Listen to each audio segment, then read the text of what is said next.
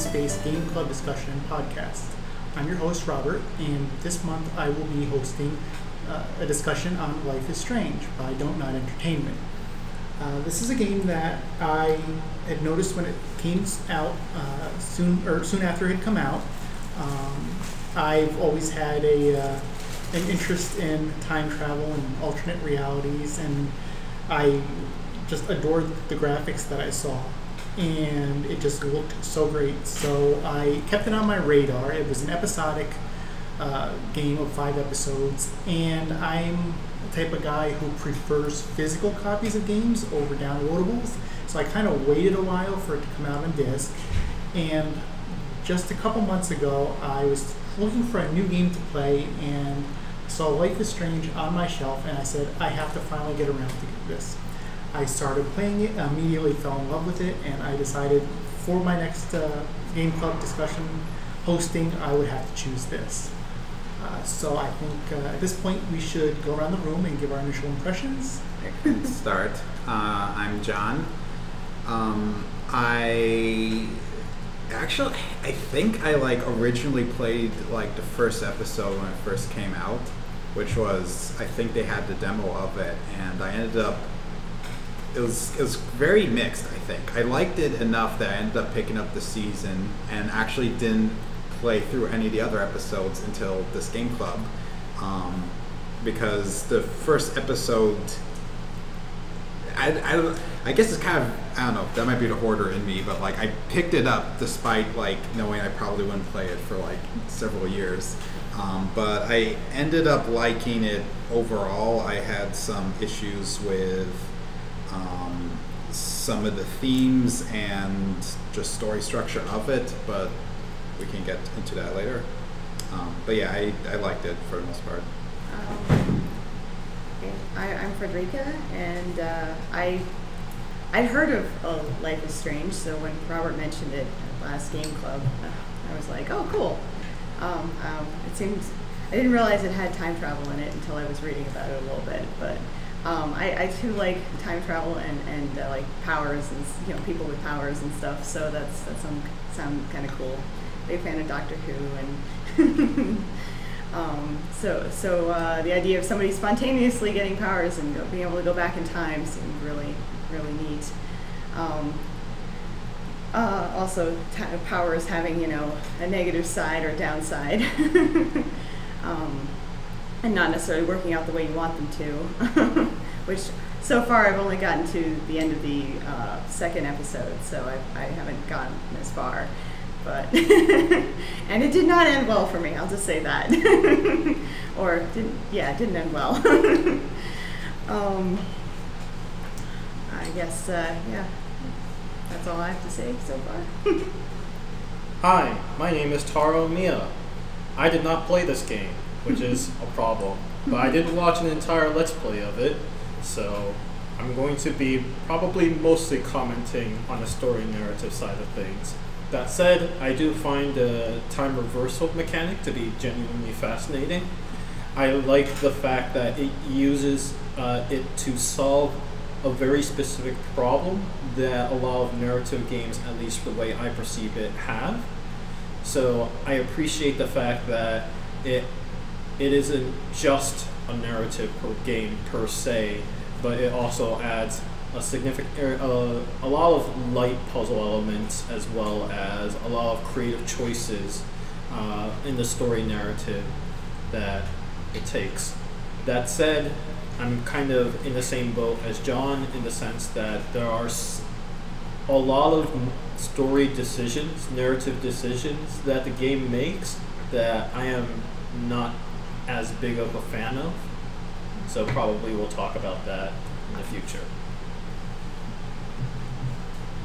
My name's Chris. I've watched 2 Let's Plays, one of my roommate and one of the last week's transmissions. I find the entire game interesting so far.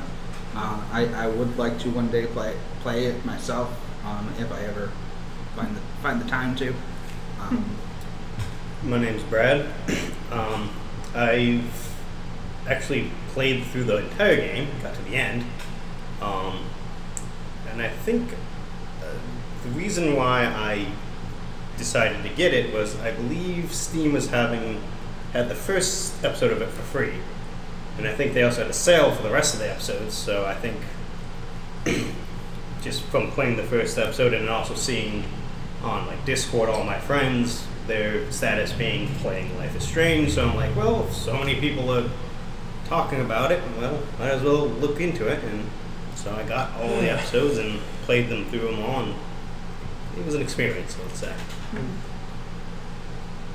My name's Aaron. I had not even heard about this game until I came here last week for the live stream. I figured, I have to say, I had a really good all-around sense of twisted humor. And that's all. A lot of twisting. Sweet. All right, so for those of you who have played it, it sounds like the two of you finished it completely, and you made it to the end of the second episode. How far into the Let's Plays did you guys make it? You watched the whole Let's Play, right? Yes. And you said... Till the end of the first episode, both times. Okay. And Nope. so basically the two of you are just at the end of the first episode. Mm-hmm. Okay. So we are doing spoilers at this point. For Yeah, viewers, so. Right. that's fine. At this point, I'm stuck fighting people telling details when I couldn't go to the movies opening weekends anymore. And so I'm like, well, either I gotta stop fighting spoilers or shut myself off from the internet for the rest of my life. That's kind of my attitude. And to a certain extent, I feel like you're going to come to your own conclusions anyway if you watch it yourself. So. There are some movies that it doesn't really matter if you spoil them or not, but then there are some that do matter. Yeah. Okay, Like, so in my opinion, for Fast and Furious. So for the people listening to this and not in this room now, a lot of the people here have probably, well, let's just say I've been very encouraging, or rather very pushing and pestering of people to get through the entire game over the last couple weeks. Yes. You've mentioned it on Discord and Facebook. Yes. You mentioned it in person many times. Yes, absolutely. So part of the reason why was because I knew this discussion was going to have spoilers, Yes. and I didn't want them spoiled. Another part of the reason was because of the type of game it is. Yes, it has a great narrative, and the gameplay-wise is it's there. It's a story-based game, but a huge factor of the game is about choices. You have choices, you have repercussions, and consequences, and they're all personalized based on the things that you do. And with the way the game is structured, a lot of those choices will come back and bite you. Yes. And it's a very emotional game. So part of the reason why I wanted people to actually play through rather than watching a Let's Play was to experience the emotions that the games were going to cause on people by their decisions rather than watching somebody else make a decision in a video. Because there's a huge difference between watching a movie or watching a video where some person dies and playing a game where you caused the person to die. And that was part of the reason why I definitely wanted people to play through the game. So I think those of us who play through the game can probably relate to what I'm saying as far as that type of thing goes. There's a point in the game where I in real life got really freaked out because I realized I was making, there's like some choices I was making that like basically were to try and impress Chloe, and that was like the first time a video game character like actually made me think about them in like a human way, and that like kind of freaked me out because it's like that's really good writing. And from there, like, I think I still made the kind of choices I would still make, but like there, like in the second episode when you point the gun at I was Frank? thinking that one too. Yeah. So like the first time I did it, I was like, okay, I'm gonna like shoot him, and then Chloe's like really impressed with me, And then I was like, wait, I kind of just like threatened the guy. And I kind of got freaked out by that. And then then I started like the whole path of like, why did I make that choice? And like, oh my god, that's kind of freaky. Yeah. So then I ended up, I did the other choice, which I forget which. You don't point the gun at him? Well, it's either shoot or not, don't shoot. Right. Yeah. And yeah, I didn't shoot to begin with, personally.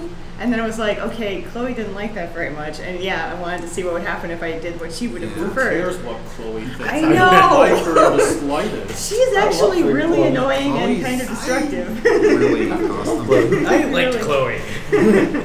Well, she's likable, but she's also encourages very She's meant to destructive be the behavior. rebel, Yeah. and the rebel Yeah. rouser. Yeah, yeah. I think she's just lost in her own self-destructive thing. I'm like, why are my friends there? I don't want to. But every decision I make in this game is going to be about destroying her life, which is exactly what you do in the game. I'll also preface this that like I had seen Guardians of the Galaxy 2 recently, which the entire theme of that movie could be summed up as still being friends with people who are trying to push you away as much as they can. So I think a lot of that kind of resonated. Nah, that's no plot details. It's not. Yeah, I mean it's emotional plot details, Okay. but like that the entire movie was basically about characters like surprised that people would still care about them despite being like assholes essentially. So I think there's a lot of that like residual thought as I was playing through this game a lot, which I think kind of helped me like emotionally connect with like a lot of the characters pretty well. Okay, so I guess it's kind of very hard to describe, like, ask what people's choices made, but like I'm curious, like, what people thought of most of the characters by the end, because there's a few characters that had like, I think I changed my opinion of them from episode 1 to 5. Yeah, Frank being one of them. Yeah. David was like another one who I was like I was still like an ass to him for like I think up till episode 4, and then like you kind of felt a little bit more sympathetic to him like in episode 5, and you can actually see like Was that the officer? that's her stepdad. Yeah. Which he's clearly a fallen hero sort of person. I think it helped a lot that like he recognized like what he did was he was I think he was like repentant, and he felt sorry about like what he did, which I think helped a lot, and Frank to like a certain extent did too, I think. When watching what about dude Nathan in the beginning?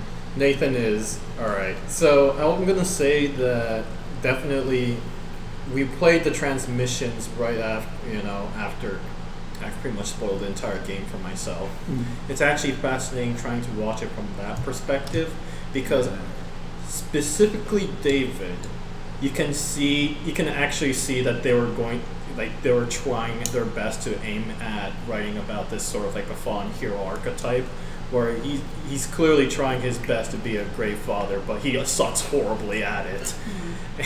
So that was actually genuinely fascinating to kind of rewatch the first episode and think to yourself, okay, I can see that the writers clearly had an idea around this character right from the beginning, and they're obviously crossing some lines deliberately because it's a teenage drama, and you got to do that in a teenage drama. Oh, I was gonna go into another topic. I'll get back to it when I remember again. But anyways, so yeah, like.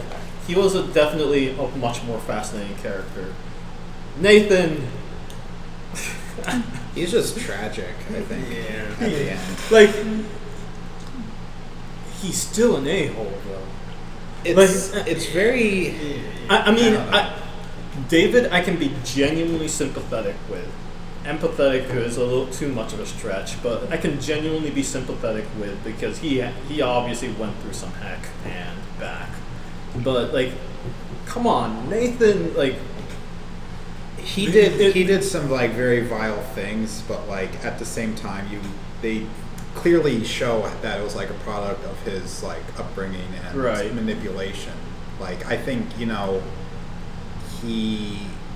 he definitely, I think, was lashing out a lot. And Oh yeah, he's Chloe.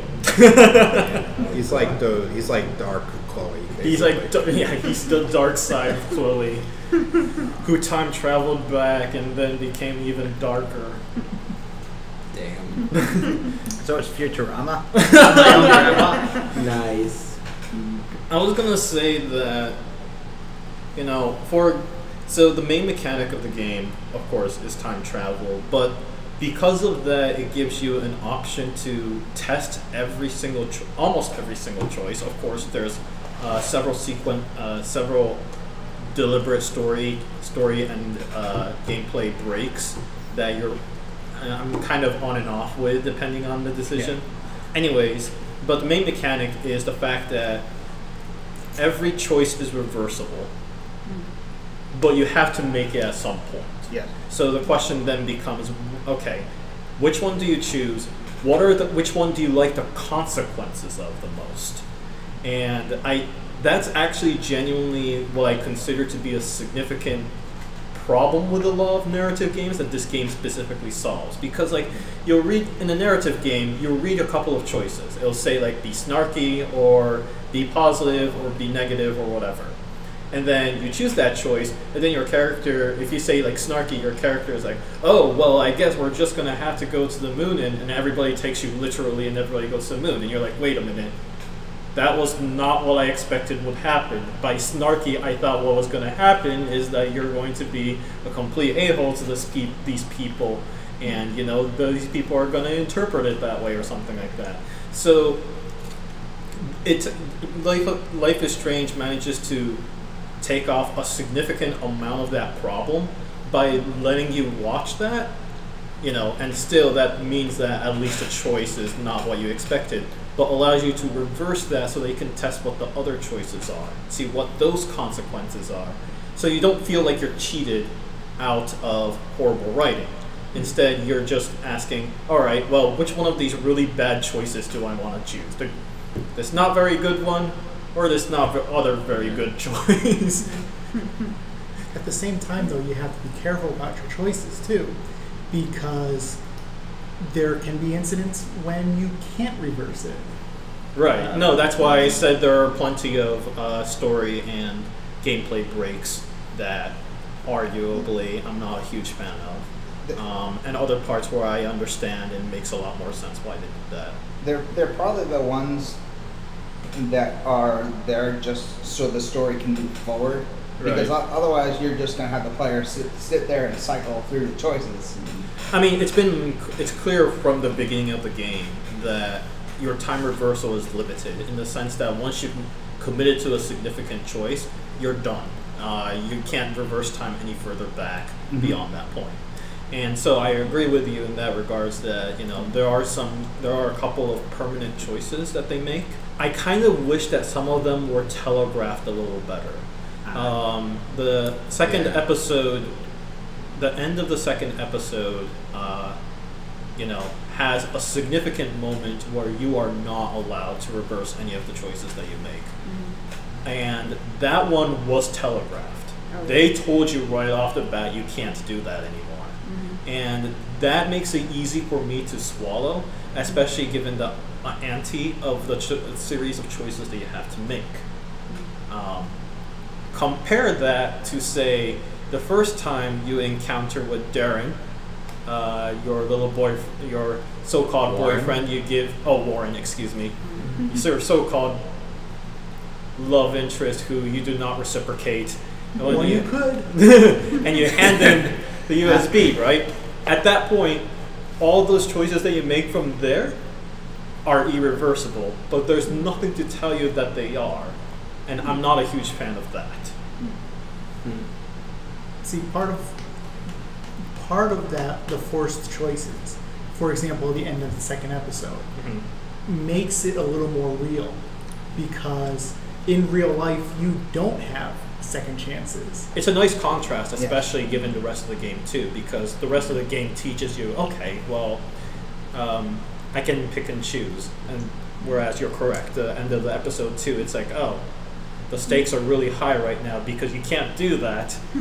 have fun with the lack of that luxury. Yeah, that was kind of scary actually. Right. It was like, oh wow, Which- gotta get this right. And That should be a shock, I'm guessing, to anybody who's gotten used to the time travel mechanic. they by that do point. kind of lead in a little bit before the story. It's in the second episode, so you haven't seen it yet. So, but there is kind of warnings. Yeah, by the time I got up to that point, like it was like anticipated, I guess. It's like, oh, because like, you know, I see what's about to happen and they're probably not going to let me, you know, go back and fix that. And that to me is good. That I like that. Yeah. Were you going to add any more to that, Robert, in regards to the last part of the episode 2? Well, I mean, let's face it. At this point, I mean, we're gonna have spoilers in this, so Right. we should just say what's going on here. Okay. So, who here who has played this far managed to save Kate? Nice to see what? Managed to save Kate. I have actually. I did too. Although Wait, which one's Kate?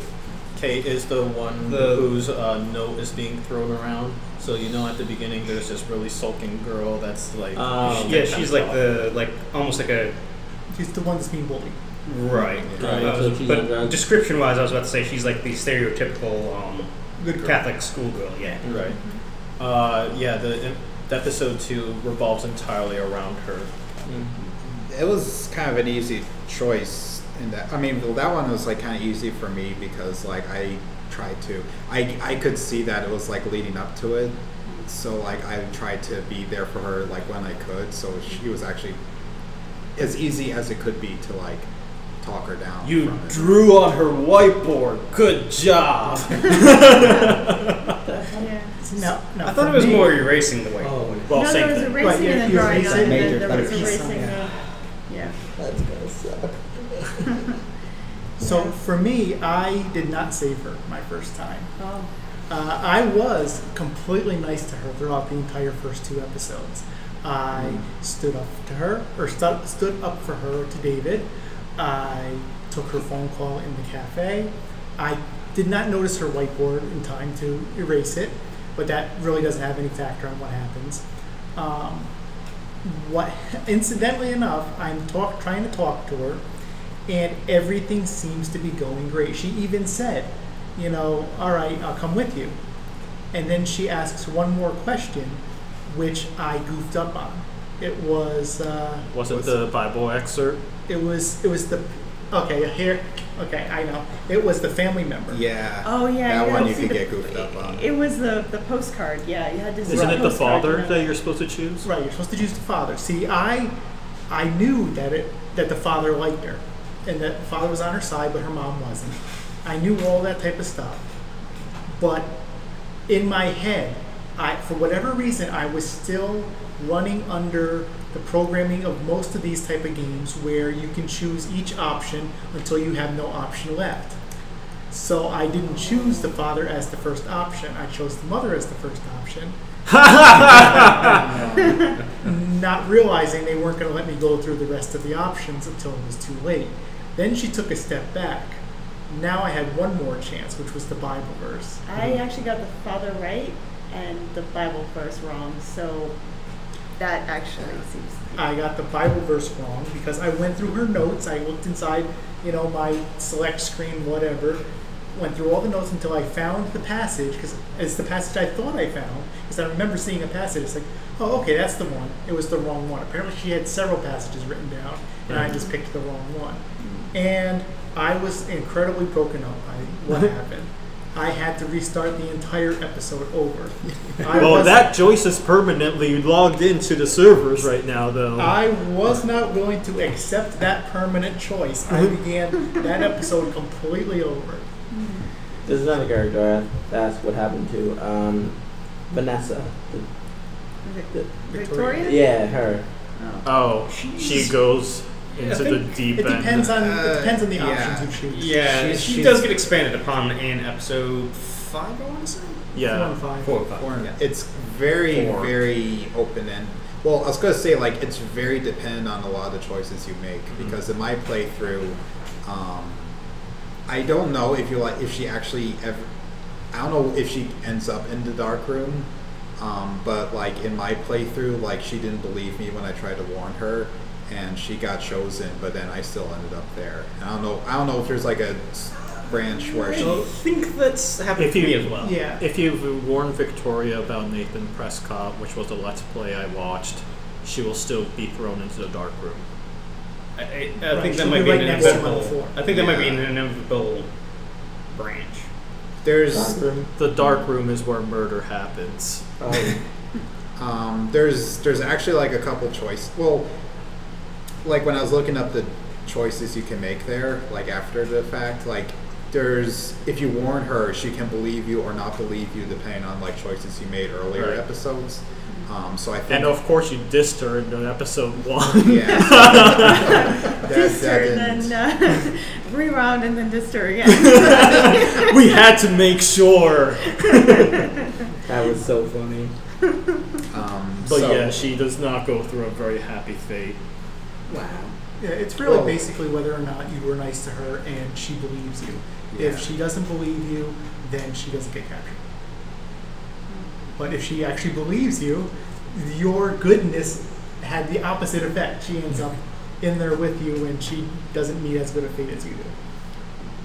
Oh yeah, it's heavily like she just suddenly disappears off the screen because your character blanks out, and it's heavily implied that oh god, a lot of terrible things has happened. Oh yeah, no, it's not implied. He specifically says, she's gone. I've gotten rid of her. Yes, I do remember that. I may have gets missed. dark. I may not remember that part. It was a very Just go subtle. out. It was a Yeah. very subtle line. It was almost like in passing, almost. The way he said it. Which actually kind of makes him quite a significant villain. Yes. And it's just another Tuesday for me. What did people think about him being the villain? Jefferson? Mr. Jefferson. I was like totally I caught don't off like him to guard. begin with, so I knew there was something up with him, but I don't know. I never saw it coming though. oh, And it's kind of funny because I was reading a Kotaku article when episode 4 came out and people were talking about it, and they were saying like it's obviously like if you went back and like check, I think in episode 5 they make it very explicit, but people were noticing episode 1 he literally says like I could capture any one of you and at your Right. darkest moment, and then he asks after that, is that too obvious? Like as like a little meta thing. I caught that as I'm watching the transmissions, as I'm watching you guys talk about it, and I'm listening to his little conversation in the background as you're examining your items. He says, I can frame any of you in a dark corner and capture you at your most whatever, and I'm Yeah. like, is that foreshadowing or what? Yeah, I like with that. a double meaning because he's talking photography. Right. Yeah. Well, that was there is a line where he says like if you were paying attention in class, like Yep. you would have caught on what was happening. And then not soon after that, that's when you end up back in the class and you hear him say it. Yeah. I thought he was like a little bit creepy, but like there's a point where he's like rebuffing Victoria when she's like trying to blackmail him or Yeah. whatever. Yeah, that was bad as it was anyways. Yeah, so like I didn't, really see. I thought he was like inconsiderate. I didn't think he was like, a villain or like, an asshole. And then like all of a sudden it's like, oh my god, what? That was it's definitely one where like if you were paying attention, I think you would have caught on a little bit faster. he But just seemed to be, Yeah. To me, he looked like a villain. He Yeah. just, there was so much attention It was the paid to goatee, him. wasn't it? It was so much attention Painted paid to on. him. He was so smug. Yes. He's incredibly smug. He just gave off a villain vibe for me. it's also just art teachers. I don't. I thought it was just obnoxious to begin with. He has a No, so- freaking mini handgun somewhere in his pocket. It curses. Yeah. If we're done, I have something. Come on. Yeah. The choices. I was wondering for the overall narrative structure, does it create branching storylines, or do they all like come back together in They're- different flavors? They're mostly converging, as far as I Yeah. can tell. Okay. There doesn't like everything ends up at the same points, but like it's kind of How you get there? how you get there and like what are the consequences of it. I don't know if you play Telltale games, but the way they if you kind of draw a diagram of it, they kind of work as they make like a figure 8, where the intersection, they have like a couple of intersection points where the story goes back to. But from the journey to those intersection points, there are a couple of branching paths for. That's pretty typical for narrative games. It doesn't, like, I didn't look it up, but I don't think there's like that many different endings. I don't know if we want to talk about the ending yet, because I'm actually really incredibly curious how they'll like do a sequel. Oh, yeah, which one I was bringing up Wikipedia for this. I just realized Life is Strange 2 has been announced. Yeah, earlier today. Earlier today. This morning. And by the time we finish editing and upload the podcast, it'll be out probably. so it'll come around full circle. It's always possible that they just may take different character, different storylines. Well, you could probably take the same even space of time, and just do it from a different perspective, different character. Yeah. Right. It'll be interesting. I mean, I don't think they like announced like anything beyond that it's existing. I didn't bother looking at it. It could be a male protagonist in Miami, Florida, with no connection story-wise, other than being in the same universe. With the same kind of set of powers. Yes. Yeah, if I recall correctly, when I first played the game a couple months back, I did read up where they said if they ever did make a sequel, it wouldn't be Max and Chloe's story. Right.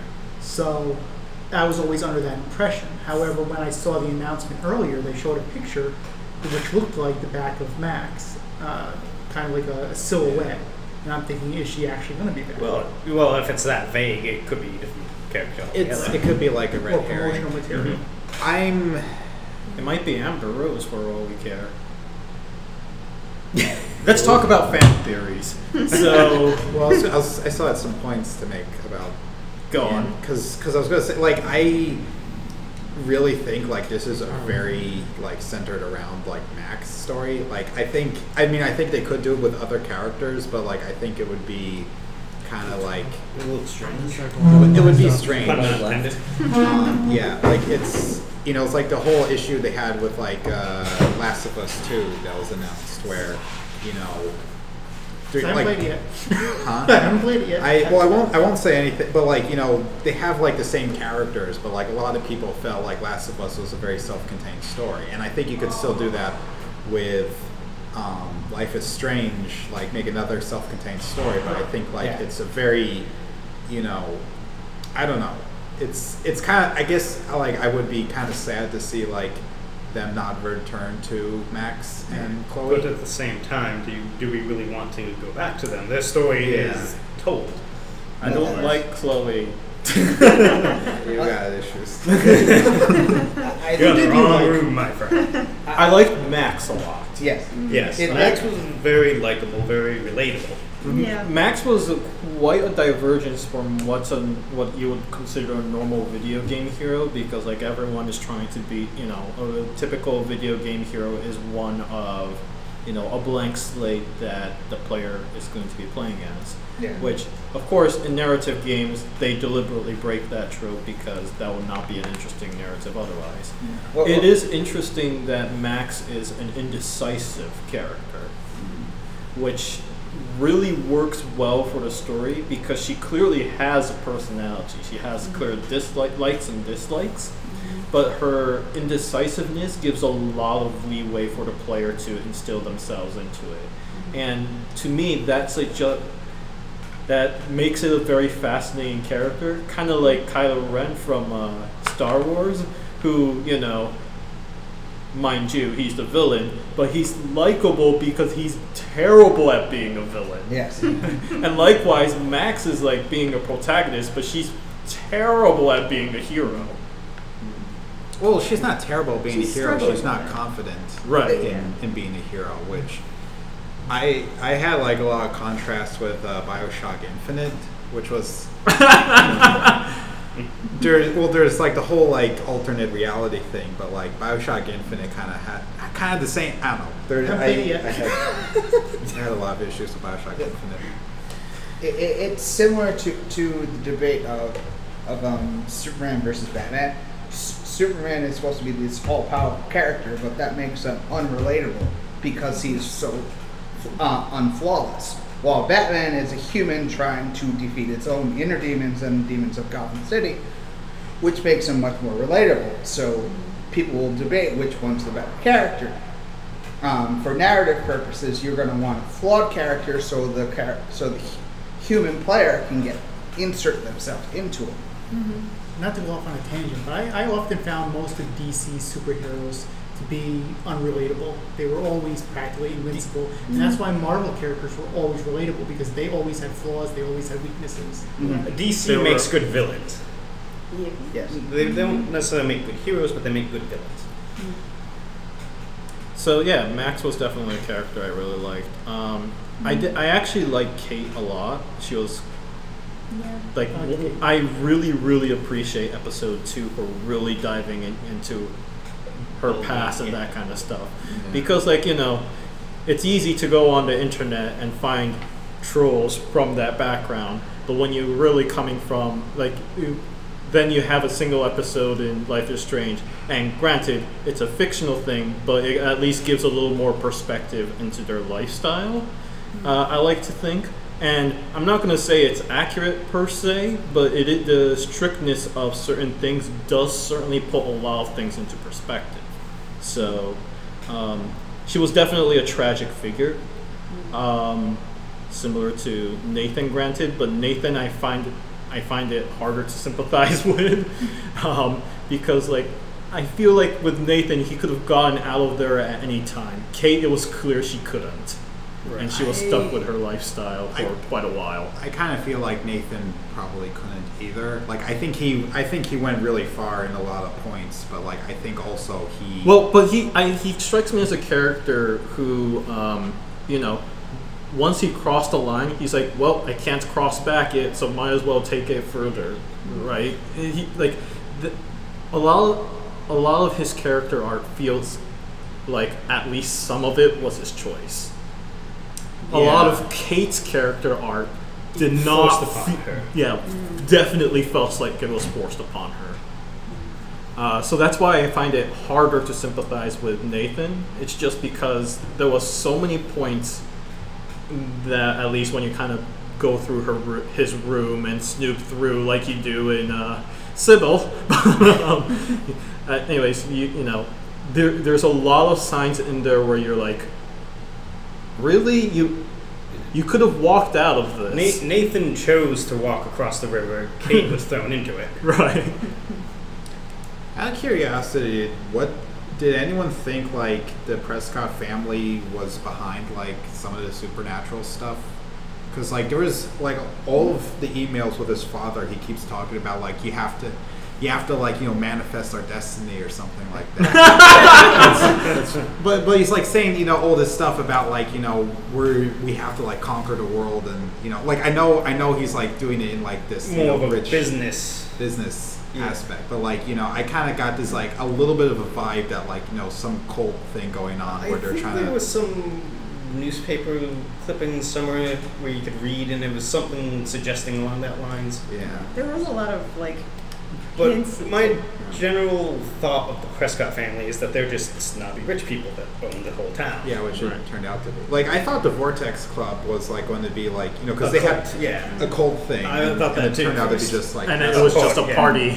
It was like the frat party club, basically. That could be a cult. True enough, you never know what a cult Cults have been started on lesser. Yes. Though I did like all the little shout outs to, you know, Movies. X-Files. Yeah. X-Files. I think there was a couple Twilight of game references in there Oh, somewhere. yeah. The anime genre. So yeah. Alright, so did everybody actually examine everything that was in the game? Oh, I'm gonna I'd try probably to examine examine- as much as possible. I'd probably There's some- examined it yeah. as much as possible. Did you take a photo of every single dough in the game? I took every photo that I could possibly take. Okay, perfect. I don't remember how many pictures I took.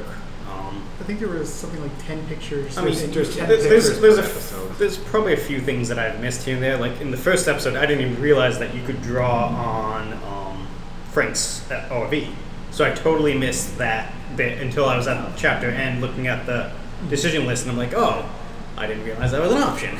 I like when we were looking at Frank's RV, like I thought about looking for the gun, but like I got distracted by other things, and then I thought like I didn't even realize like you could grab it. Like I completely missed it, and it's weird. The thing with Life is Strange is that there's so many things you can interact with. You don't realize that you can do things with it. I think a very good point of that is, I forget what episode it is, but you're trying to hide from Chloe's, from David in the closet, and you basically had, okay. But you had to, you know, before you open the closet door, what you really were supposed to do is move the lamp out of the way first, move this other thing out of the way, so that you could get into the closet without trapping yourself out of it. That was hilarious when we first watched it. We're like, really? You're going to put us a puzzle right here, right now? Best time for a puzzle when you're in a rush. Right, exactly.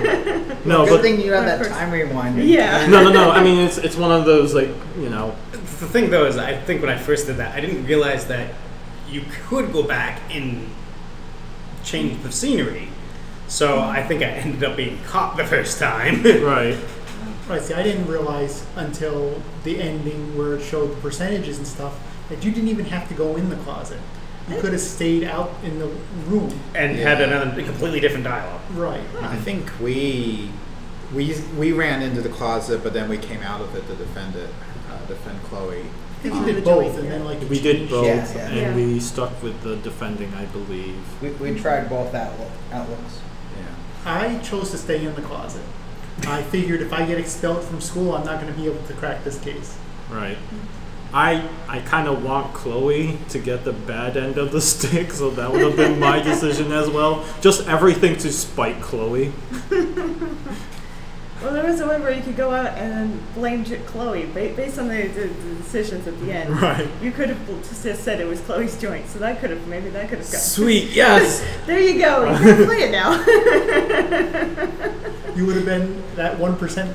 Yes, of course I will be. Of course he is. It's Taro.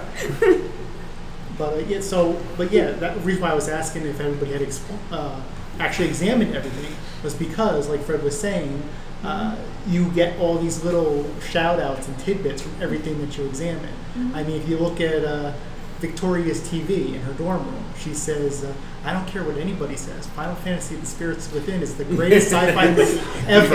I am going to punch her in the face. That is such a terrible movie. There's like a Deus Ex reference too, which is, I think, at the art gallery, there's like a photograph of a guy with like a cyber hand, which is kind of interesting. So I mean, it's also a Square Enix game, Right. So I love that little connection. I am curious if they threw in that shout out before or after they got Square Enix on as a publisher. I don't know, Maybe that's how they got put on. Yeah, Honestly, I would not be surprised if they put in like a couple of Easter eggs at the very last second. Yeah. I mean, the problem with that is then you start having to record dialogue and so forth in regards to that. But if it's just in writing, then probably they had the time to do it. It's possible they pitched the idea to the publishers first, and then once the publishers put up the money, then they started recording. because I was reading the TV Tropes articles on this, and on the trivia page, they actually mentioned that they went to several companies and turned the companies down for who made offers they couldn't accept. Like one of them was to change it to a male protagonist. Right, pretty much all of them wanted male protagonists. Mm-hmm. Yeah. Square Enix was the only one who agreed to keep it as is. Yeah, it wouldn't have worked with a male protagonist. No, I really don't think it would have worked because a lot of the, and this is actually an interesting thing to talk about, a lot of the fears that the game plays is... It only works with a female protagonist. Well, it works with... That's true in a way, I guess. But yeah, it's clearly preying on a significantly less privileged audience. Yeah. And, you know, I mean, I think it's cool that the game gave it the necessary gravity that it did in its narrative, but it's also parts where I'm not entirely sure I'm in game with, to use a horrible saying, because there are certain lines it kind of crosses, and because you're given, it's a narrative game and you're given choices, some of them are, I believe, questionable. Well, part of it for me, I think, is that, let's face it, a lot of what is going on is a very emotional thing, and even though it's often been said that men are secretly more emotional than women, but we just don't show it, the fact is that we just don't show it, and it would be completely out of character for a male character to be acting the way Max was, right? Especially in regards to Chloe. Now, as Max, as she is right now, this is a girl who completely loves her best friend. If it had been turned into a male, it would not be about a guy who loves his best friend. It would be about a romantic relationship. It would be he's trying to hook up with this girl, Chloe, and it wouldn't have worked. It wouldn't have been the same story. Similar if she was homosexual or bisexual. I mean, that's entirely your choice. Yeah, I'm not saying there's anything wrong with it. I'm just saying keeping it as a heterosexual relationship instead. Warren still had it coming. I liked Warren. No, Warren is perfectly likable. He's just he's just hilariously transparent. I think he was right for her. I made Max and Chloe hook up as best you can, I guess. But I thought that was a better narrative plot. Because I think even they talk about their friendship and everything. I think it still works out better that way. I 100% agree. It's just that I don't know. I just don't like Chloe. There's apparently parts in the game where if you look out a window or something like that, you can see Warren kind of watching you from a distance. Oh yeah, Really? That's kind of creepypasta territory there. Okay, Slenderman. I don't know if this was during Max's funny funny seizure at the end, where all the weird things are happening, or if it was during reality. But yeah, apparently, if you look out a window, you can kind of see him off in the distance looking. There is a moment, I believe, in episode 1 where you walk into your apartment and you can barely see him running off. I think something like that. So yeah, there are a couple of clues in the game, if memory serves correct, where he is implied to be a stalker. Oh wow! I liked him though. I related with him. Right? No, I mean, he's clearly relatable, and I get it, but come on, man. At this point, you gotta get the signs that she's not reciprocating your love. She didn't mind it. I feel sometimes he was trying a little too hard, I think. Right. No, I mean, his introduction is him literally trying to hug Max, and it's so hilariously bad. You're like, nope, this is not going to end well for you. Here's your flash drive. I did like the email that he sent her with suggestions for all the movies. I literally own every single one but one of those movies. So did you watch that one movie? I did not. It was a foreign movie, and I wouldn't have known the language. But I mean, I probably could get it translated. But Gosh, what movie? I can't remember. I could probably look it up during the discussion. Was it Twin Peaks? No, I did see Twin Peaks. I'm trying to think of funny or famous foreign films in recent decades. Crouching Tiger, Hidden Dragon, Spirited Away. I do think that, I mentioned earlier that the game kind of solves this problem of consequences that you did not foresee because of terrible writing. But then there are also parts where you go through, puzzles where you're like, who would have thought of that? What? Why is this a puzzle? Such as the classic. To hide into the closet, you had to move the standing lamp, or when Chloe gets stuck on the railroad, and I'm like, there was one puzzle, and I think this was probably the only puzzle, one of two puzzles I actually had to look up the answer for, and it was the barn scene with the barn rope, one, with the rope and the machinery, and it's just I don't think I would have been able to figure that out. Well, that one. Are you talking about the one where you had to be standing on the other side of the room? I think it was you had to tie the rope to the end of something. when they were trying to find the dark room in the Yeah, trying to open Oh, hatch. that's the one you're talking about. It's like, I mean, those are all going to what I call adventure game syndrome territory. You're like, oh, I can't flip the switch to change the tracks because there's a lot of buzzing going on in the background. So you have to solve the buzzing Right, first and I'm before like, you do that. And it's, What? Why? Are you now going to tell me I need to strap tape on the back of a cat and create a mustache out of that? And then scribble the mustache on the driver's license I'm pretending to be? It's picking up every time you like slam on the. Oh, I'm sorry. It's like, really? Why? I mean, I love the fact that it has puzzles at all. I think it's paced well for the purpose of that. Because honestly, I genuinely appreciate the fact that they really went all for it with that time reversal mechanic. They really wanted to juice that mechanic as much as they can. But like I said, some of the puzzles are just hilariously hilariously stupid. And when the solution is like right there, and you're like, nope, can't do that because of invisible walls, and you're like, basically trigger all the flags in the room syndrome. right. What did everyone think of like the sci-fi aspect of the story? Because they don't go in like I guess like the 5th episode really goes into like the consequences of her time travel stuff. Yeah. And I think they probably handled that like really badly. At the beginning, they handled it really poorly. At the end, it's not really about time travel anymore. It's about the psychology behind Max and her indecisiveness. But like that segment, I really liked a lot better. There were parts of it I enjoyed. I thought that it was really cool to see yourself walking down the hallway backwards with the music playing backwards. Right. Yeah, yes. That was incredibly cool. I love that scene. Yes. That section becomes very. The first thing that came to my mind was Silent Hill.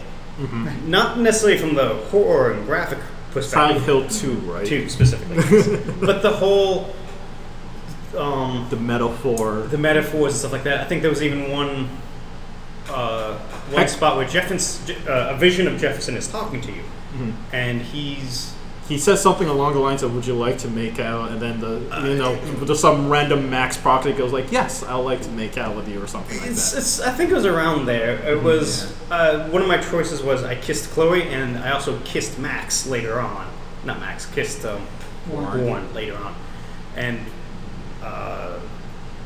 Jefferson says something to the effect of, well, you're kind of easy. You try to hook up with 2 people. And it's like, how did you know? Oh, wait. This is not real Jefferson. Yeah. This is Max Jefferson. I was going to say, like, I liked the sequences. I didn't like that, it kind of felt like a little bit out of the blue because, like, they weren't building up to it. It's like they resolved, like, the main, like, mystery plot line, and then all of a sudden it's like this whole thing about like the reason everything's going to like the whole town is going to be destroyed because you messed around with time, and it's like it becomes very circular in the logic. Well, That's kind of normal though. So, I'm sorry. No, go on.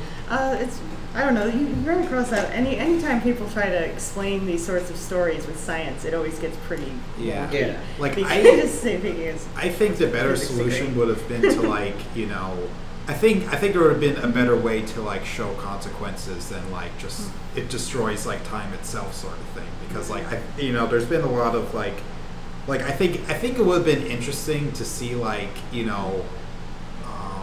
like maybe there's like another version of Max with time travel running around and she's like undoing like the choices you're doing because so you're like kind of fighting against like yourself.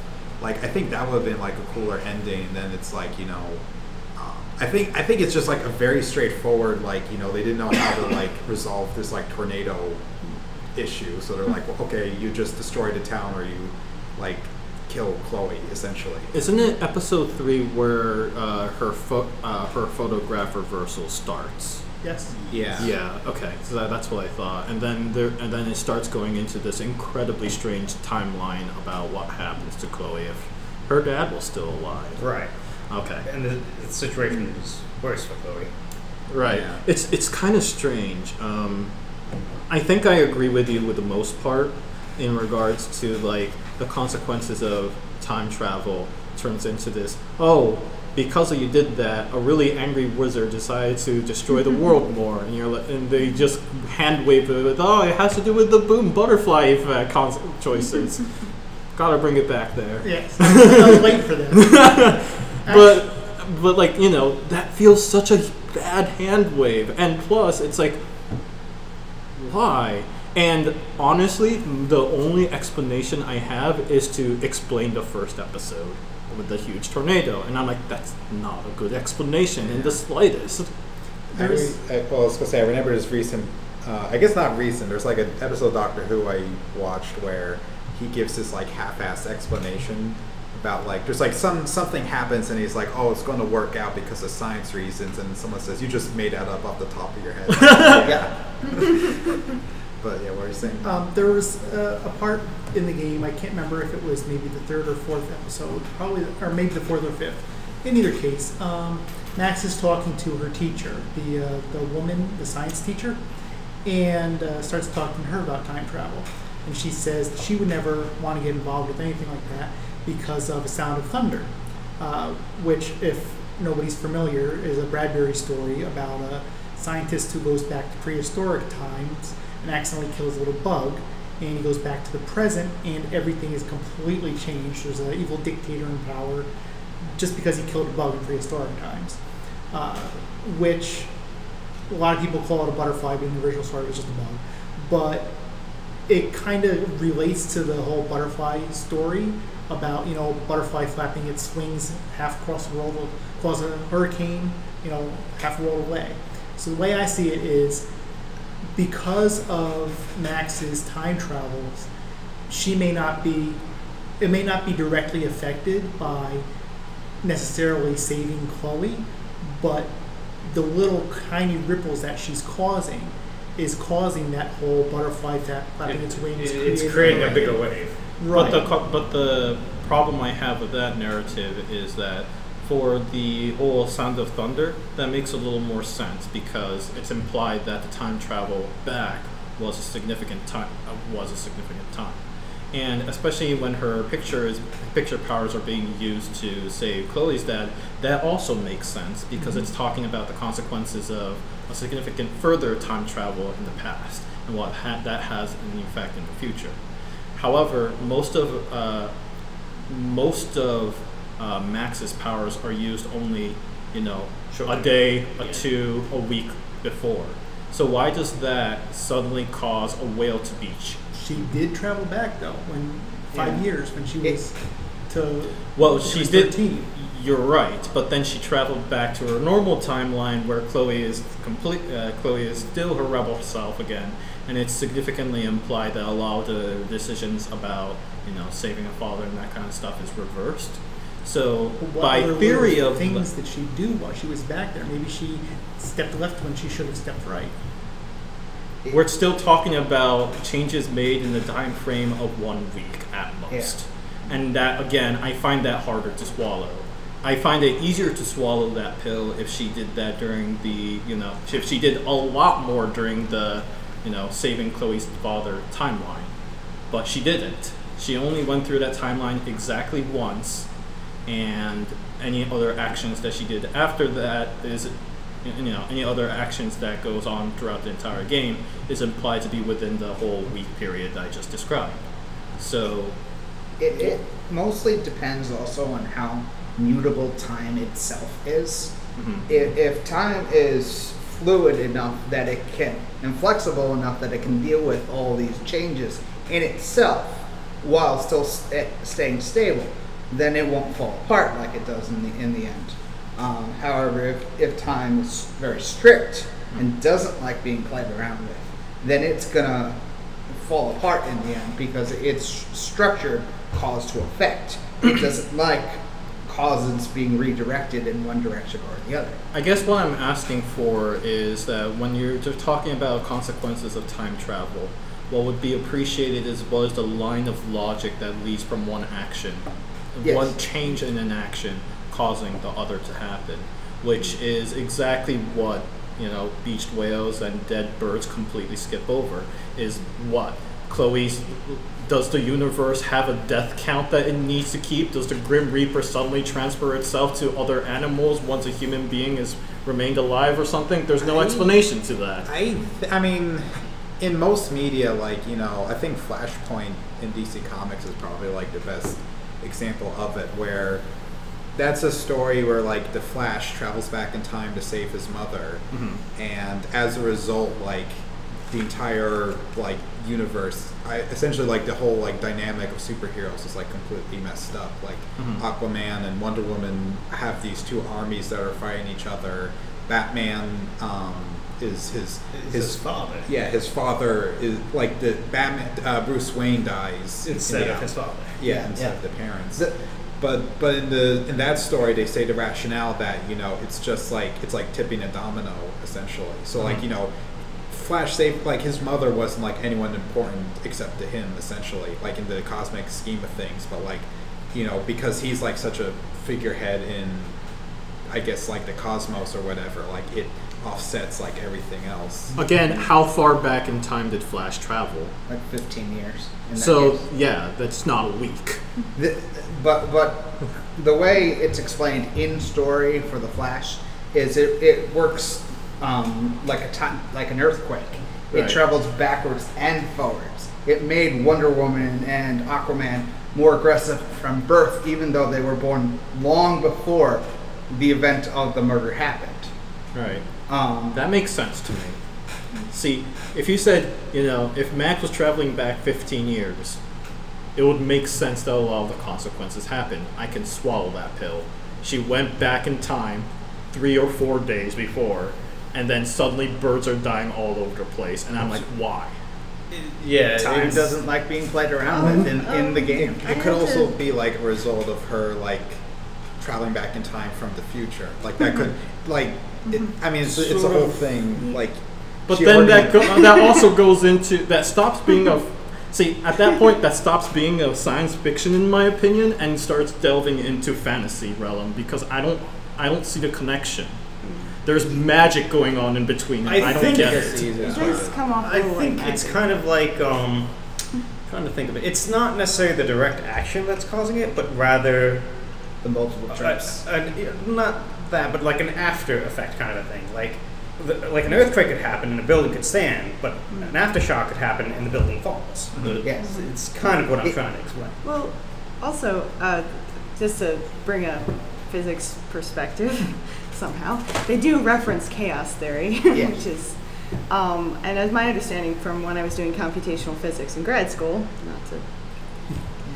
just because this is where I'm kind of getting it from, and it's not necessarily very complete. Oh, we should have brought Quill here. It would have been interesting to hear to have us discuss about it, but the whole thing with chaos theory, at least to begin with, from what I understood, what was taught to me, was that apparently someone took numbers. They were doing a simulation of a wind pattern.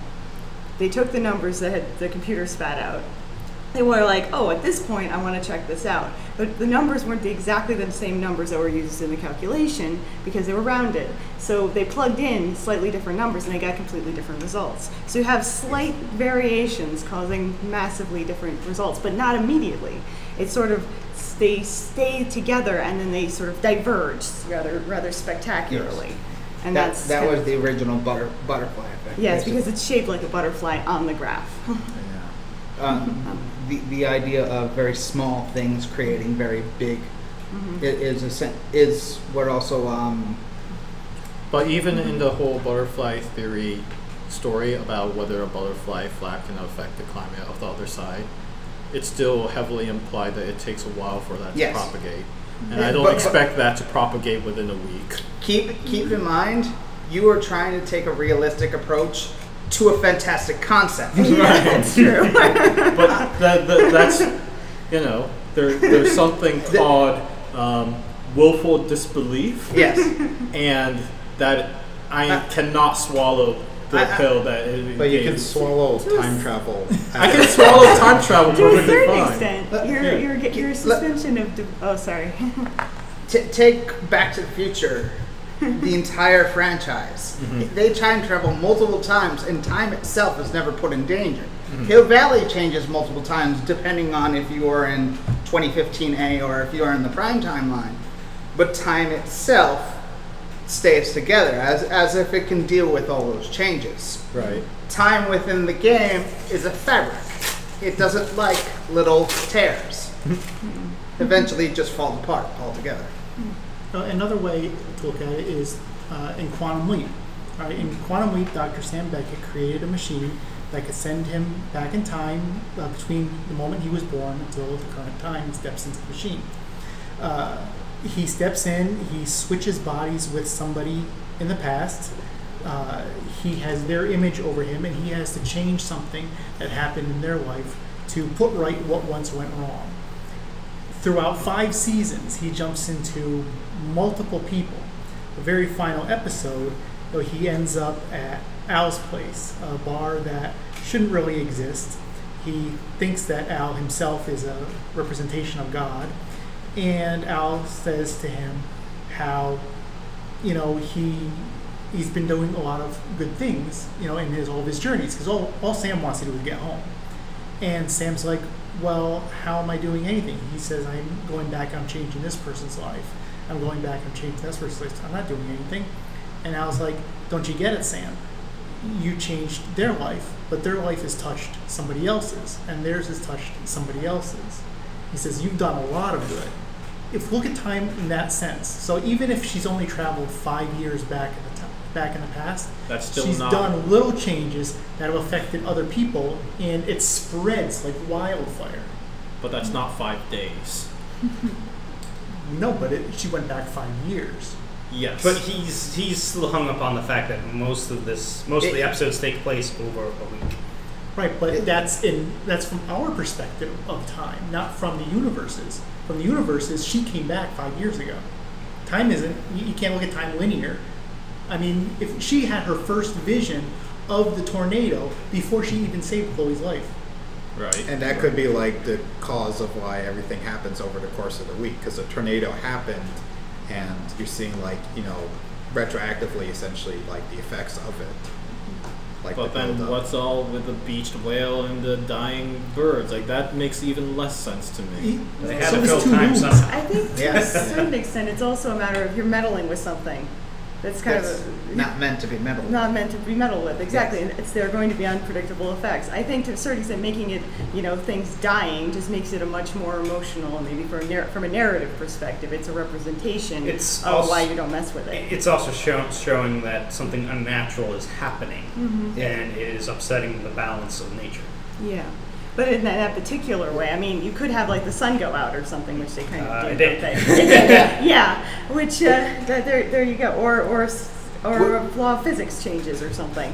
But which has been used in quite a few shows where you go back and you change something, and then go forward, and completely unrelated things happen. Like humans died out and apes ruled instead. I'm going to see if I can change the topic at this point. Okay, I've got one. I found the list. Yeah. Okay, so the movies that Warren suggested to Max were the original 1960s Time Machine, Primer, Okay.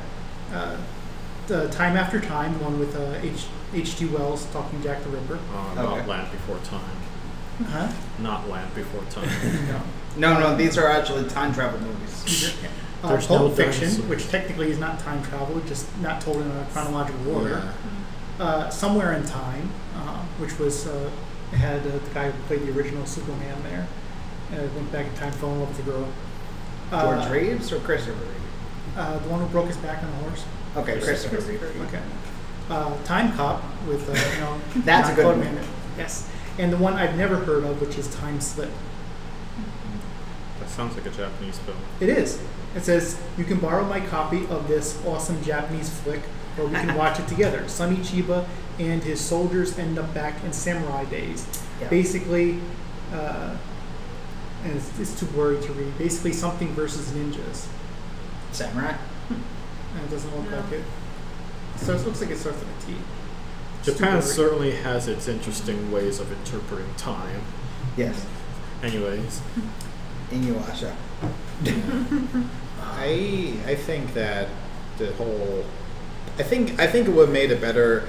I'll say this because like I really did not like the final choice you had to make. I think narratively it kind of like it was. One says undo everything you did. The other says keep going. Like it basically is there to to solve like that current crisis of what's happening with the tornado. And narratively, I don't think it's like very satisfying. Like either way, it doesn't make much sense. I will not lie. I do think that it logically had to come to that. So they kind of wrote themselves into that horrible funnel. Yeah.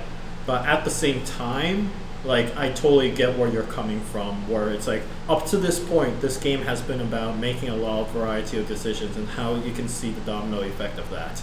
Now you have a choice of completely reversing that or just move on. It's like that. It's kind of like what was the point of the rest of the game? Right. Yeah. Right. It's Mass Effect 3 all over again. Yeah. When I played and I came to that choice, it was not an easy one for me because I didn't want the results of what would happen if I let things continue the way it was, but I also didn't want it to be a Shaggy Dog story. Right. I didn't want to have played through the entire game for nothing. So I said, you know what, I'm continuing as it is. It's like I'm not wiping out the last 5 episodes. It was not a very satisfying ending, but neither one was. That's really interesting because at least when I was watching a Let's Play, when they're given, the Let's Player is given a choice of, you can go back in time or you can just keep going. I'm like, go back in time right now. I want to see Chloe gone from my face. So to me, the decision was like a split second. I know what to do. I knew you would choose to go back in time. I do think, actually, ironically, like it strikes me as a relatively conservative choice in comparison. But anyways, John, do you have like a particular comment? Which one did you choose? I chose Chloe because I didn't think like. It's like basically like what the point of the game, like what was the point of the playing through the game if like, you're not saving Chloe, like, I don't know. It's kind of like the better of the two options, I thought, narratively. I think it's like a very big cop out, and I think like it's, it's kind of like. Oh, it is, by the way. Yeah, like do you want to hear how it ends when you choose the other one? I did look it up, which it's actually kind of more elaborate ending where they kind of like show. I think like everything kind of ends up in the same places, but like you kind of just have to go through everything by yourself, which seems like hell. Well, also because of what happens, the problem that you face at the beginning of episode 5 doesn't happen because it's revealed that Nathan Prescott was drugging people. Right, because you go back and you do what you have to do. Nathan's caught right away, turns in Jefferson, and you don't have to worry about any of that. That does make some narrative sense. It definitely feels like a cop-out to me. Like they had to write that happy ending in. But the thing is that Nathan Prescott drugging people, that was partly related to Rachel, that happened before the events of the story. So that still happened. Right. I think if they like led up to it. Like if the most of the game was about like sacrificing things for Chloe, like I think I would have had like less of a problem with the ending. But I think to like just say like it's literally like your entire town versus like Chloe. Right. So everything you've done, you've killed Kate, you've killed Joyce, you've killed David, you've killed Frank, you've killed Victoria, you've killed pretty much everybody by letting the tornado happen.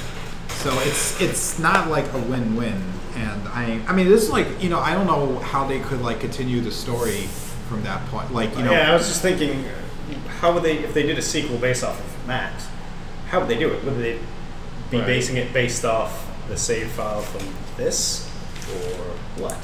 Because it's a very polarized ending. Yeah, you have one or you have the other. how do you continue from that? You have to pick which one.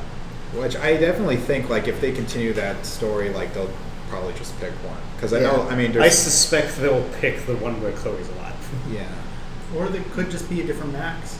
I mean, it could be the Max that she ran into in the cafe, who says, "You've been going around screwing things up, and now I have to fix things." That's kind of a weird. Yeah. That's a time cop scenario, isn't it? Yeah. I thought that was kind of weird because I didn't feel like that was like any aspect of Max at all. Because like she was a. It wasn't. No, it wasn't. It was like the but I don't know. That was a whole weird sequence. I liked it, but like it was very thematically different from like the rest of the game. I thought. Right. I said earlier that I really think they just wrote themselves into the corner and with that ending. And you mentioned it earlier, like you kind of wish you had a little more ramp up so that you at least knew that the ending was coming. I did think that within the first hour of episode 5, it was clear to me that was going to be the final ending because it was about messing everything up. Yeah. And at that point, well, there's no other way to write it out other than, well, you can reverse the entire thing or you can keep continuing with the decisions that you made. And certainly, so the reason I say it's a lot like a conservative decision, in my opinion, is I'm going to bring up Bastion, actually, as an example. Anyone interested in me spoiling the ending of Bastion? I've never heard of it, so... Well, maybe. Okay. In the grand scheme of things, I would argue the ending is not very important in Bastion. But I'm going to say right off the bat, huge spoilers. If you're listening through this podcast, you might want to skip over a few minutes over. But so the reason why I'm going to make a comparison with Bastion and Life is Strange is because at the very end, it's revealed that the Bastion is a time traveling device where it reverses all the decisions that you've made. So you're given the final decision.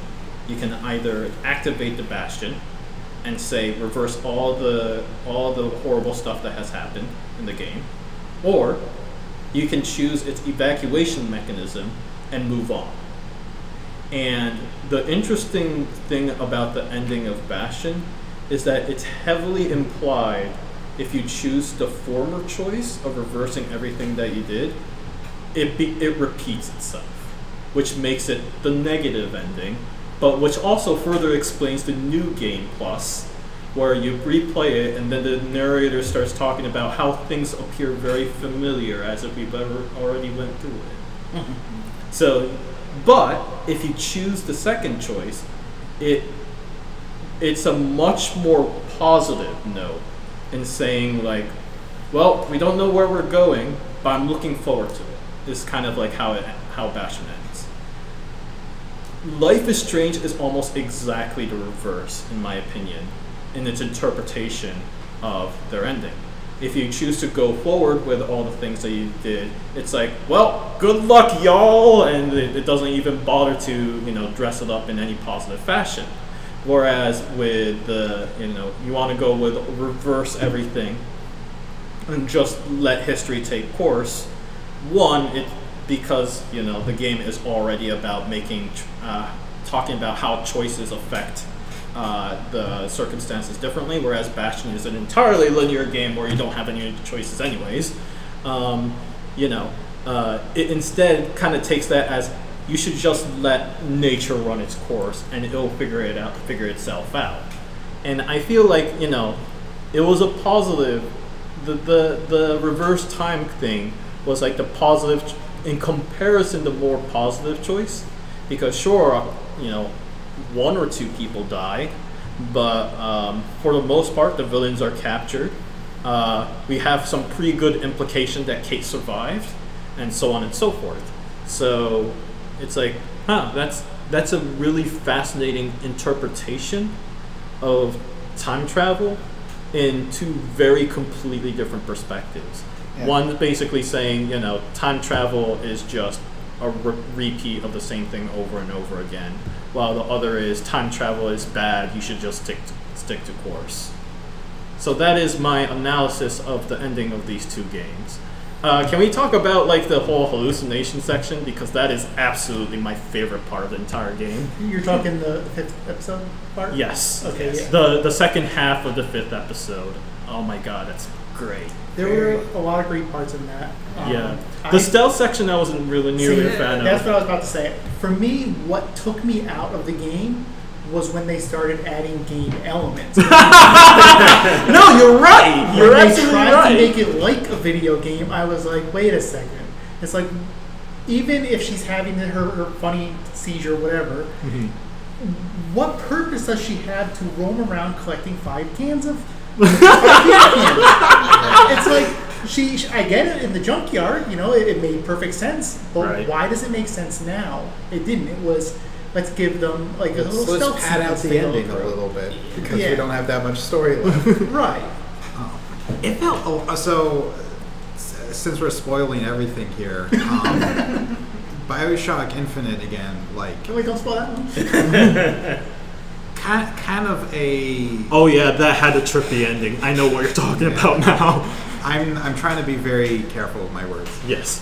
It had a very trippy ending, is all I mean to say. Very similar. It was very handholdy. There's. It is I'm quite done, comparable to Robert. Life is Strange. Yeah, you're right. Yeah. Robert, I'm done. I think like the ending was. I think thematically like it was nice. I think like. I don't know. It's kind of weird because like I'm at odds with it because like I like the sequence, but like it's also another thing of it's not really a thematic or narrative element that they introduced like up until now, and I think like this is a problem I've had with like a lot of like games where they get influences from like Twin Peaks or something, and I mean movies to a certain extent too, where like it's a very normal like murder mystery sort of story, and then there's like a sci-fi element to it, and then like 90% of this game was like about like the murder of like Rachel and who and the bullying of Kate. Yeah. So like there wasn't like any supernatural or sci-fi elements to that, and then like at the very end, like after that narrative plot line is finished, then they go into this whole like sci-fi element plot line because they forgot to like include any of that in the rest of the game. So that's how I kind of like viewed it, and so that's like a Twin Peaks thing. I never realized that. that's a very because Wait, what is the Twin Peaks thing? to like focus as like a normal story with like some sci-fi elements, and at the very end it's like a complete like an episode of Star Trek or something. Yeah. I'll say this, like the end, like the last episode of Twin Peaks season 2, since there's going to be season 3 in like a month, probably has stuck with me like since I've seen it, like probably 5 or 6 years ago, like because that was that was a very similar story where it's about like this girl's murdered and like the town's trying to figure out like what happened. And then the last episode is about like the devil, like I don't know. It's like very open interpretation what actually happens, but they essentially go to this other plane of existence, and there's like alternate versions of like all the characters trying to like do evil things, and it's kind of I don't know. I haven't seen it. See, I saw it like a couple months back. I'd always heard that it was great when I was in high school. It was on, and a friend of mine there used to watch it, and he's like, "Oh yeah, you should try out Twin Peaks." I watched the movie before I watched the series, That's a and bad it was idea. I couldn't go back to the series. I was like, Yeah. I can't even try the series after watching that movie. But I did watch it a couple months back, and I know what you're talking about as far as the final episode, but I didn't even understand the final episode. Yeah. I'm like, I don't really get what's going on here. Well, that's when David Lynch kind of like went on his trippy acid period. But David Lynch is always like that. He was, but not But like it got worse. at the beginning of Twin Peaks. Like he wasn't like that. I think. I was also say like don't for listeners at home watch the series first before the movie because the movie is very different than the TV series ever was. But I mean, getting back to Life is Strange, like that's the whole thing with the ending is like, the sci-fi element, like the time rewind for the most part narratively was just like a game mechanic, and I think if they left it as like just a game mechanic, I think it would have been a fine story. I do. On the contrary, an opposing opinion to that is, I think logically, a lot of people will be then asking a question. Well, if you can do that, and is it possible to further extend that to however far back many years it happens? And why would that not be the better choice than the current ones that you're making right now? So I feel like in a way, episode 4 and 5 was about answering that question. It's like, all right, well, you're inevitably going to be asking the question, how far back does this time travel abilities go? Let's show, one, how far back it can go with at least a logical explanation as to why they can't go all the way back to X many years. But two, also explain why that's a bad idea, right?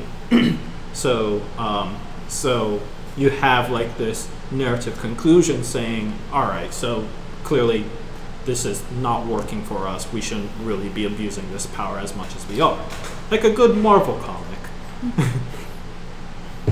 But then, so in that sense, I guess I thought the surreal parts of it on the second half of the 5th episode did not strike me as strange, because it felt like a logical conclusion to asking questions of what does having responsibilities of time travel means.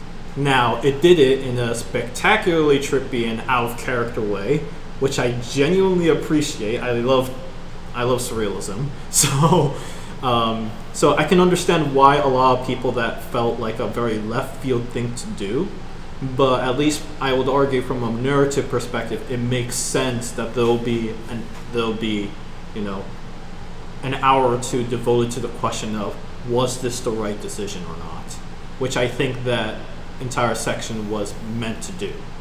It was also obviously meant to ask the questions of, what did it mean to go through the path that you did? What does it mean to you as Max the character? And what does it mean to lose all that as well? Because there's that really wonderful section where you're just walking through, a really long corridor. And in and of itself, it's a boring section if it was not a narrative game. But then it also kind of goes through this slideshow of montage of, here are the cherished moments that you have.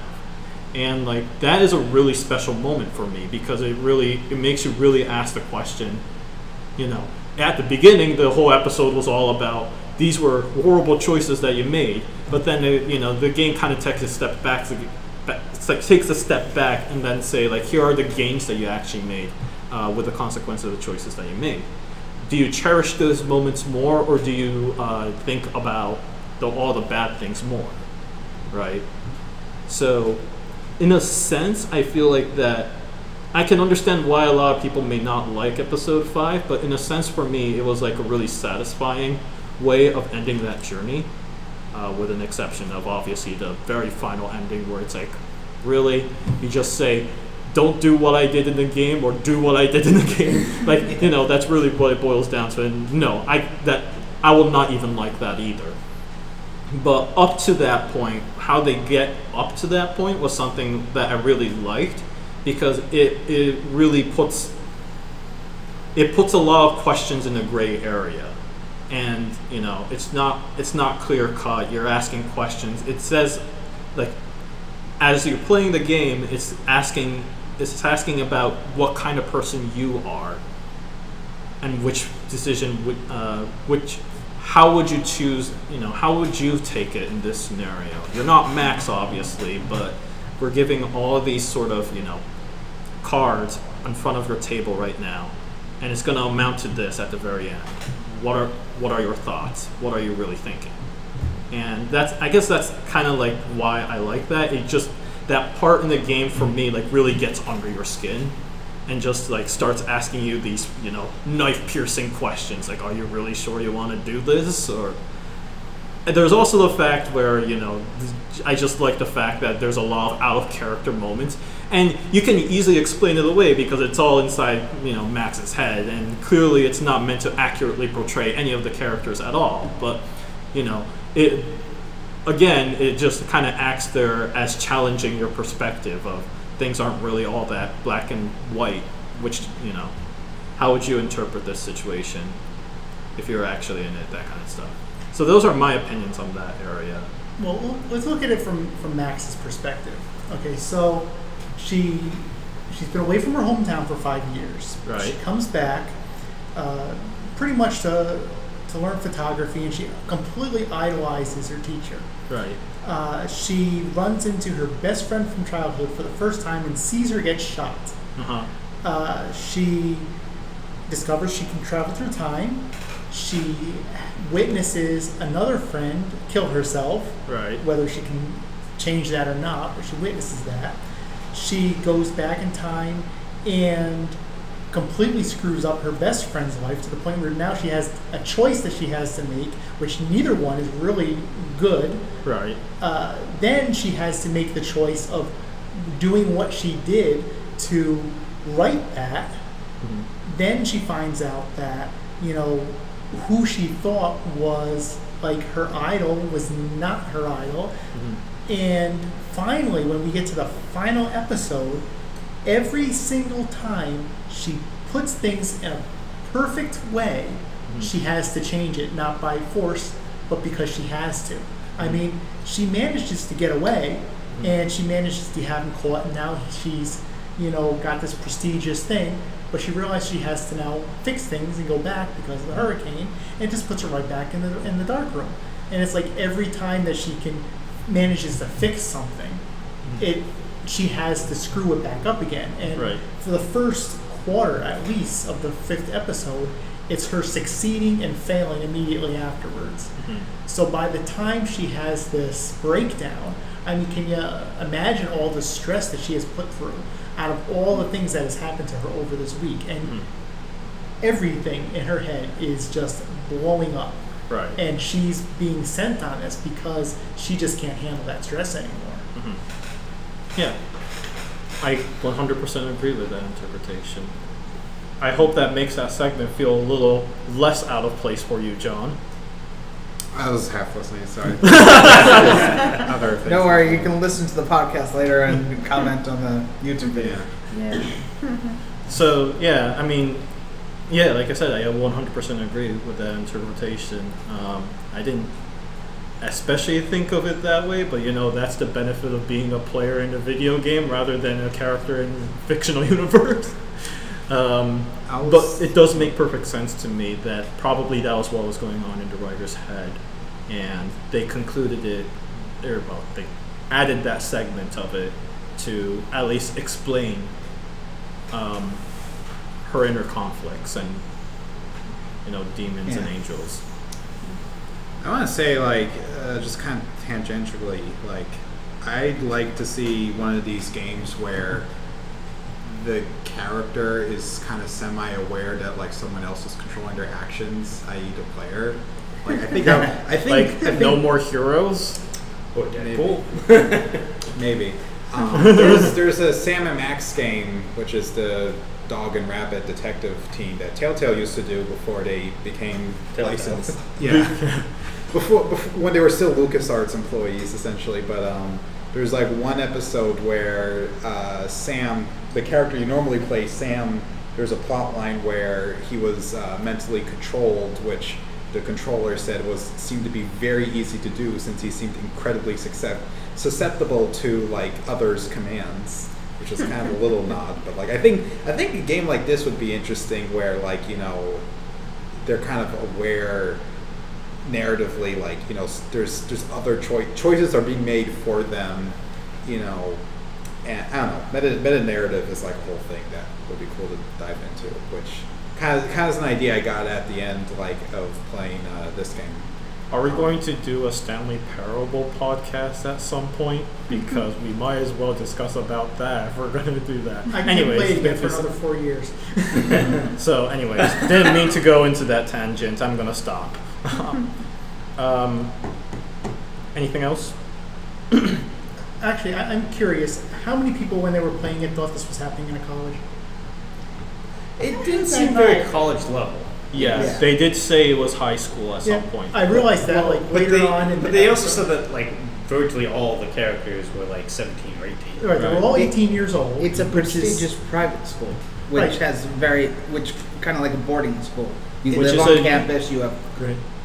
See, I'd never heard of a high school that has students living on campus. This is like, I don't know if this is something that happens in Oregon, but it's a completely new idea to me. I'd never heard of that. Well, I was gonna say, like, it was very confusing to me when I started out because, like, it seems like it was it's like a transitional school from like high school to college because they definitely seemed like very independent for high school students. But at the same time, like, you know, most, like, it seems like it would be their like freshman year of college, but it's almost like a pre-college prep sort of thing. It certainly explains away why a lot of character makes really terrible decisions. So, I mean, it makes sense to me that they put it in that context. It makes sense to me that a lot of the characters act the way that they do.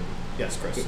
I was going to say it's like it's what Hogwarts is based off of. It's boarding school where you actually live within the school grounds. See, I didn't realize that Hogwarts was based off of a real thing. Well, It is. it's yeah, it's- schools here. Yeah. when J.K. Rowling was writing the Harry Potter series, she based it on boarding school tropes, the boarding school genre and stuff like I that. think it's more of a British. Yeah, More yeah. heavily Though I'm not sure how common it is in the U.S. We don't have boarding schools popular in the United States unless you're like Tony Stark rich. Basically, if your father was rich, they would send you to a boarding school. Yeah. Yes, I mean, It was a sign of prestigiousness. yeah, I mean, the entire time I played until I found out, I'm like, the students are all living on campus. Mhm. This is a school for photography. I don't know And of any science. regular and science. I don't know any regular high school that specializes in an elective, but My not high only, school did that. Really? Yes, my high school actually specialized in electives. Like I is- learned how to repair cars at Well, I my mean, high not school. just like talking and having electives, but I mean, like the It's purpose on for what? this high school is an elective. Right. Yes. Yeah. And what was it? Oh, and the fact that in what high school do you just show up at class whenever you feel like it? I mean, she barely ever went to school or anything. Yeah. I think that's just a narrative thing. That is basically standard high school on American television in the first place. The bell will ring and then you go to class. Whereas I'm in high school, if I didn't get in my seat by the bell, I was marked late. Okay. Yeah, and then of course the fact that they're all 18 years old. Yeah. One thing I thought was really weird that, like, you know, essentially there's like a generic science division of the school, and then like there's the photography division. Right, there's like the two classrooms. Yeah, there's like only the two classrooms you ever see, and then it's like, I don't know. I thought I it look was, at a schedule at one point, and this English AP That's true. teacher is out. I know Yeah. that. I Yeah, remember for the that. week or something like that. Yeah, she has some kind of issues. I think Or- also there's an impenetrable door that if you look past it, you can see stairs going up to the second floor. So it's heavily implied that the school is a lot larger.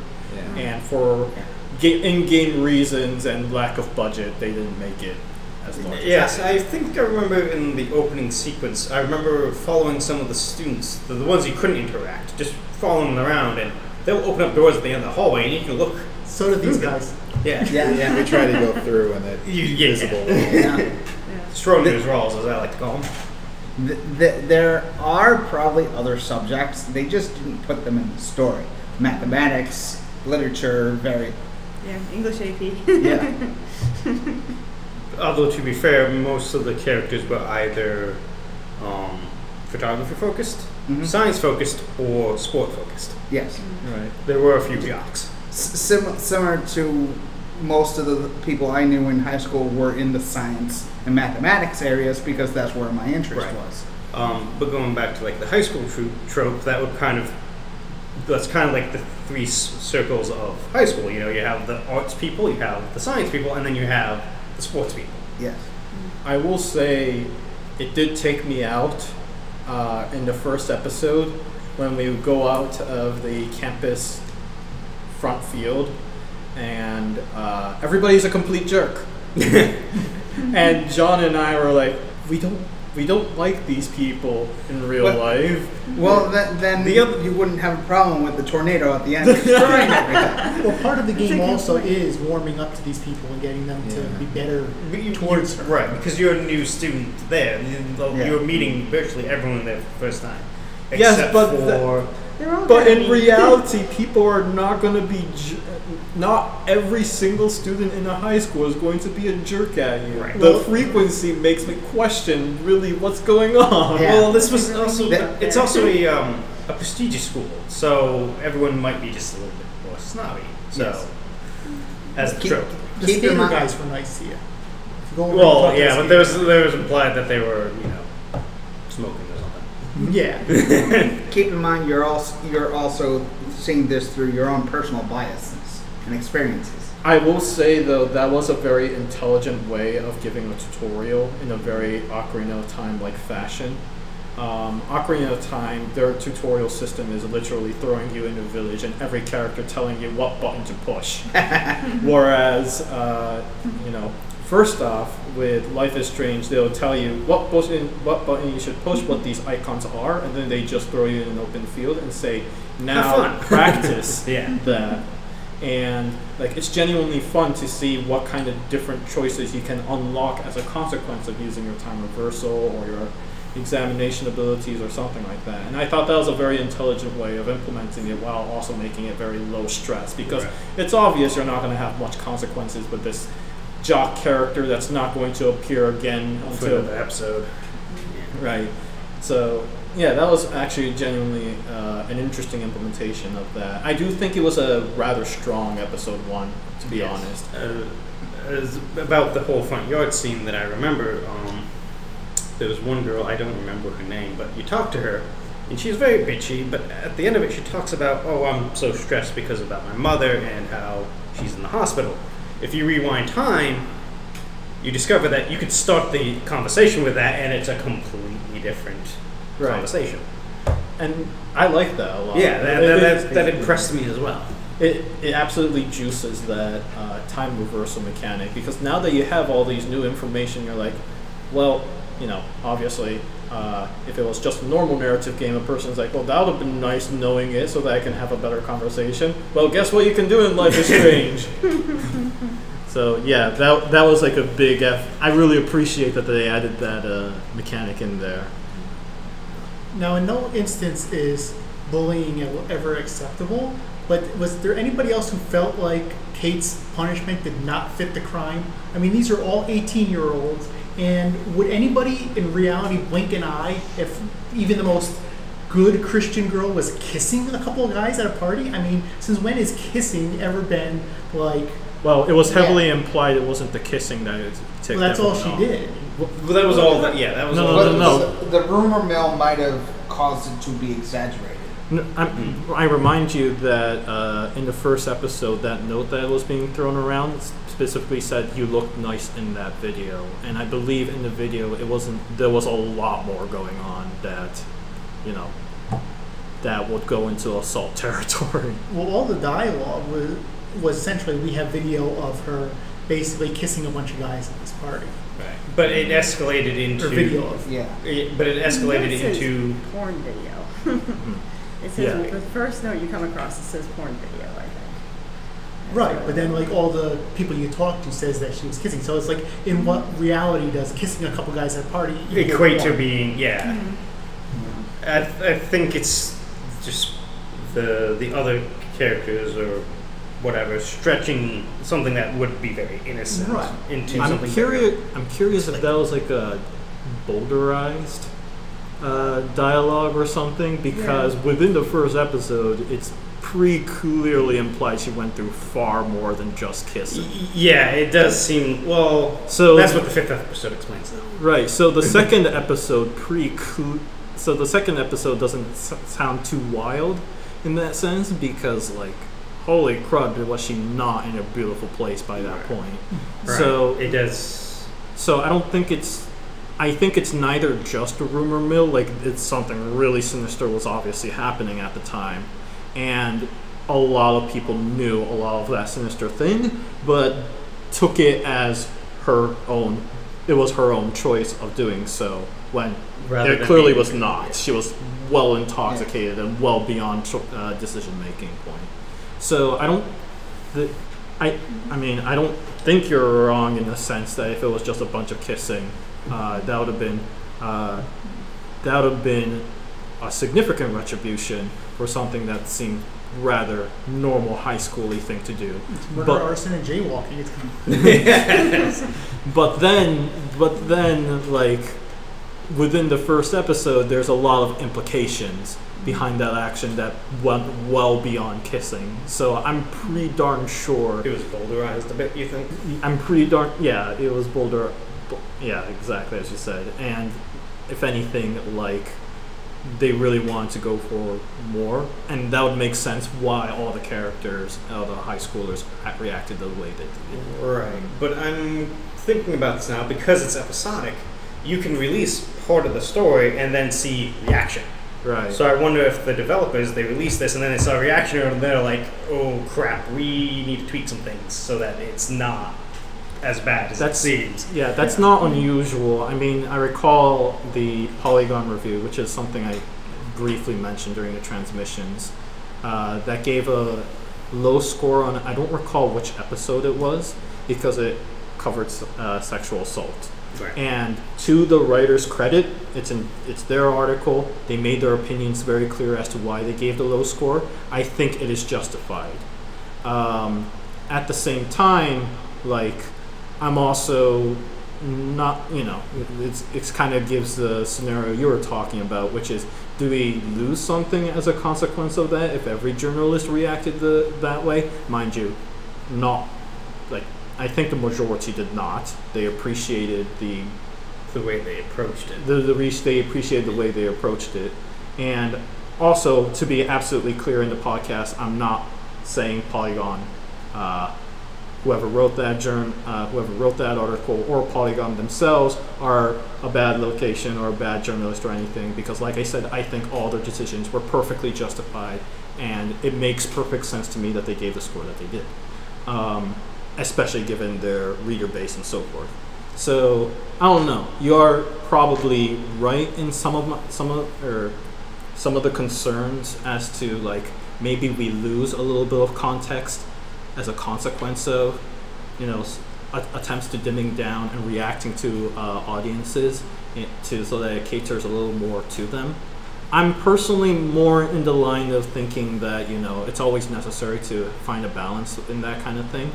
And, I'm not here to advocate one side more than the other, but I do have, like, internal questions that doesn't really give me a clear picture, but at least says a little bit more about myself.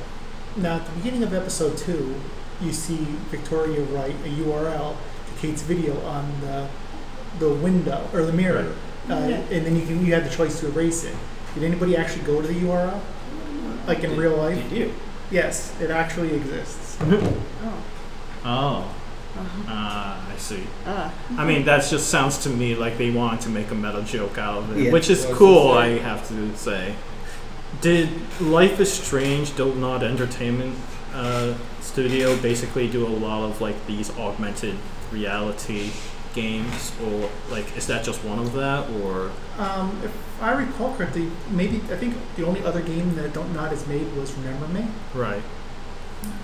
Which also involves a lot of memory manipulation and stuff like that. Remember Me, like, I saw my roommate play Remember Me back in college, a little bit of it anyway, but, like, I know time manipulation was, like, one of the active powers. Like, it was a very, like, hack and slash fighting game. But I think, like, one of the things they did is they just took, like, an ability from that game and threw it into this as more developed than narratively, which is kind of cool. Yeah, I picked it up. I haven't played it yet. I'll probably play through it after this because I do have a copy as well, and it seemed worth checking out. So, any thoughts on the graphics? It's it contrasts quite heavily with its attempt to be sci-fi because it's trying its best to be like that painterly aesthetic. See, apparently all the textures were hand painted, Right. and I thought that was really cool the way it made the graphics look. Yeah. Although I recall you making a comment on the transmissions about you It couldn't really looks get it to look good dated. on the computer. I don't Yeah, know. it does look dated in my opinion as well. I mean, yeah, it's not. you can kind of see that a bit in the water effects, Yeah. like when the characters are outside and it's pouring. Yeah. The bodies, the characters being wet, it's a little off, I think. Were there something you wanted to add to that, Frederica? No, No. I was going to say no. I just figured we should cover that and the music. Any thoughts on the music? Music is Good. good. Music is Music very is nice. I like the music. Yeah. Are they going to release a soundtrack? They have. They They, did. do. Okay. I also found it very interesting, again, in the opening episode where you put the earbuds in, and as long as you were in the hallway, you were hearing the song. And as soon as you came out of the hallway, you took them off, and it faded away as if you were taking headphones off. That was a It's- nice touch. Yeah, it's worth noting that the game has a lot of those like incredibly Little touches. not just little touches, but moments where it does absolutely nothing in regards to forwarding the story or in regards to adding anything more to the time reversal mechanic. But you have a choice, the game just kind of gives you a choice of do what you want in this little sandbox that we created. And I think one of that moment you talked about kind of really fits that bill, that description, where it's just thrown in there for art's sake kind of thing. But a couple of other moments that really strikes to my mind include like the moments where you're just Max and Chloe are just lying down on the bed, and that's just it. It's just a sequence where you're just lying down on the bed and you're just sucking in the environment, and then finally it gives you a prompt saying you can push a button to get out of this Yeah, if there's you a want to right now. few. There's like 3 or 4 of those. Right. I think at least one an episode usually. Yeah. And it's a rather brave decision in my opinion to put those kind of like moments of zen. Yeah. It's really strange. The game does have like those really strange moments that I don't see that many games daring to do, and nearly as often. To be fair, I do know that a lot of Naughty Dog games Nathan Drake games in Uncharted will try to throw in every once in a while a portion where it's just about breathe in the scenery, just kind of appreciate it for what it is kind of moments. And the fact that I feel like in a way Life is Strange is just driven with that idea in a lot of moments, and the music and the graphics are all intended to emphasize that more. It's just an interesting observation. It's not utilized as commonly in that game as I hoped, but it is something that it does do. Yeah, for me, the moment she leaves the schoolroom and she stands up against the wall, puts in the earphones, and the music starts playing, and Don't Nod shows off on the side. Right. She starts walking down the thing with the music playing. I said, this is going to be a special game, because it was Right. just they took the music that should have been just background sound, and they incorporated it into the actual game. Here she's listening to this, walking down like a hallway, like any normal high school student would be doing. I mean, heck, I work in an office building, and I'll see people walking through the halls listening to their music. And it was a really natural type of feeling to it. And then, of course, when she goes in the bathroom and she takes it off and the music fades away, it was just that touch that was like, all right, they're really utilizing this to the best effect that they can. That's interesting you interpreted it that way, because my interpretation of that scenery was this game will do its best to make the normal spectacular. And that is such a normal thing that is happening. I wasn't even thinking about the music touch thing, because that just came to me like, oh, well, obviously kind of thing. I would think fairly where the graphics is trying to be artsy, the topics that they talk about is artsy. I think that's par for course kind of thing. But the fact, like I said, the fact that they try to make the most normal, boring thing you can ever imagine, a walk all the way to the bathroom, feel that much more spectacular, that much more interesting, I was hoping going to be the driving point of the game, but I should have read the title and said, nope, of course not. And and I felt like the music fit for every instance that it was in. I mean, I could completely see Chloe listening to Amanda Palmer or Alt J. I mean, it fit her perfectly. Every time that an episode would start up, and 4 out of 5 times it was starting up with Max waking up from something. She was waking up to some kind of music that just fit the scene correctly. And I thought that all the music choices were perfect for every instance that they appeared. Yeah. Great. Actually, I do have one thing. Was there any mechanics that you did not like at all in the game? There was one thing that keeps sticking in my mind, and that is the ones where you had to look at the photograph and focus. I could never figure out what I was actually supposed to do to focus and what its purpose was. Like, couldn't there be an easier way to express focusing? Were you playing on a keyboard? I was at some point, yes. It was very easy to do it with a controller. Yeah, on the controller, it was just just set like up at the, the top, left and right stick. I played it on my Steam machine, so it was a mixture of keyboard at times and a mixture of control pad, specifically the Steam controller. I think you're right though, because but they say the mechanic there is you need to focus the photo, but I'm asking the question, well, couldn't you do that with, say, hold the A button or a slider or something? It's something to that effect. It's a very strange mini puzzle added in as a transition from one time period to another. Right. And it doesn't it's not clear on what you're supposed to be doing or how you progress, like how well you're doing at it. There's no feedback. I do think that it was smart of Don't to add in something to make you feel like you're jumping into one time to another. So the fact that they added in like this mini puzzle to me makes sense. Right. But the way they implemented it was poor. Right. I'm not questioning the reason why they put it there. I'm questioning how they did it. Right. For me, I kind of equated it to, in this instance where I'm playing on a controller and each of the thumb pads is, you have to point them in the right direction.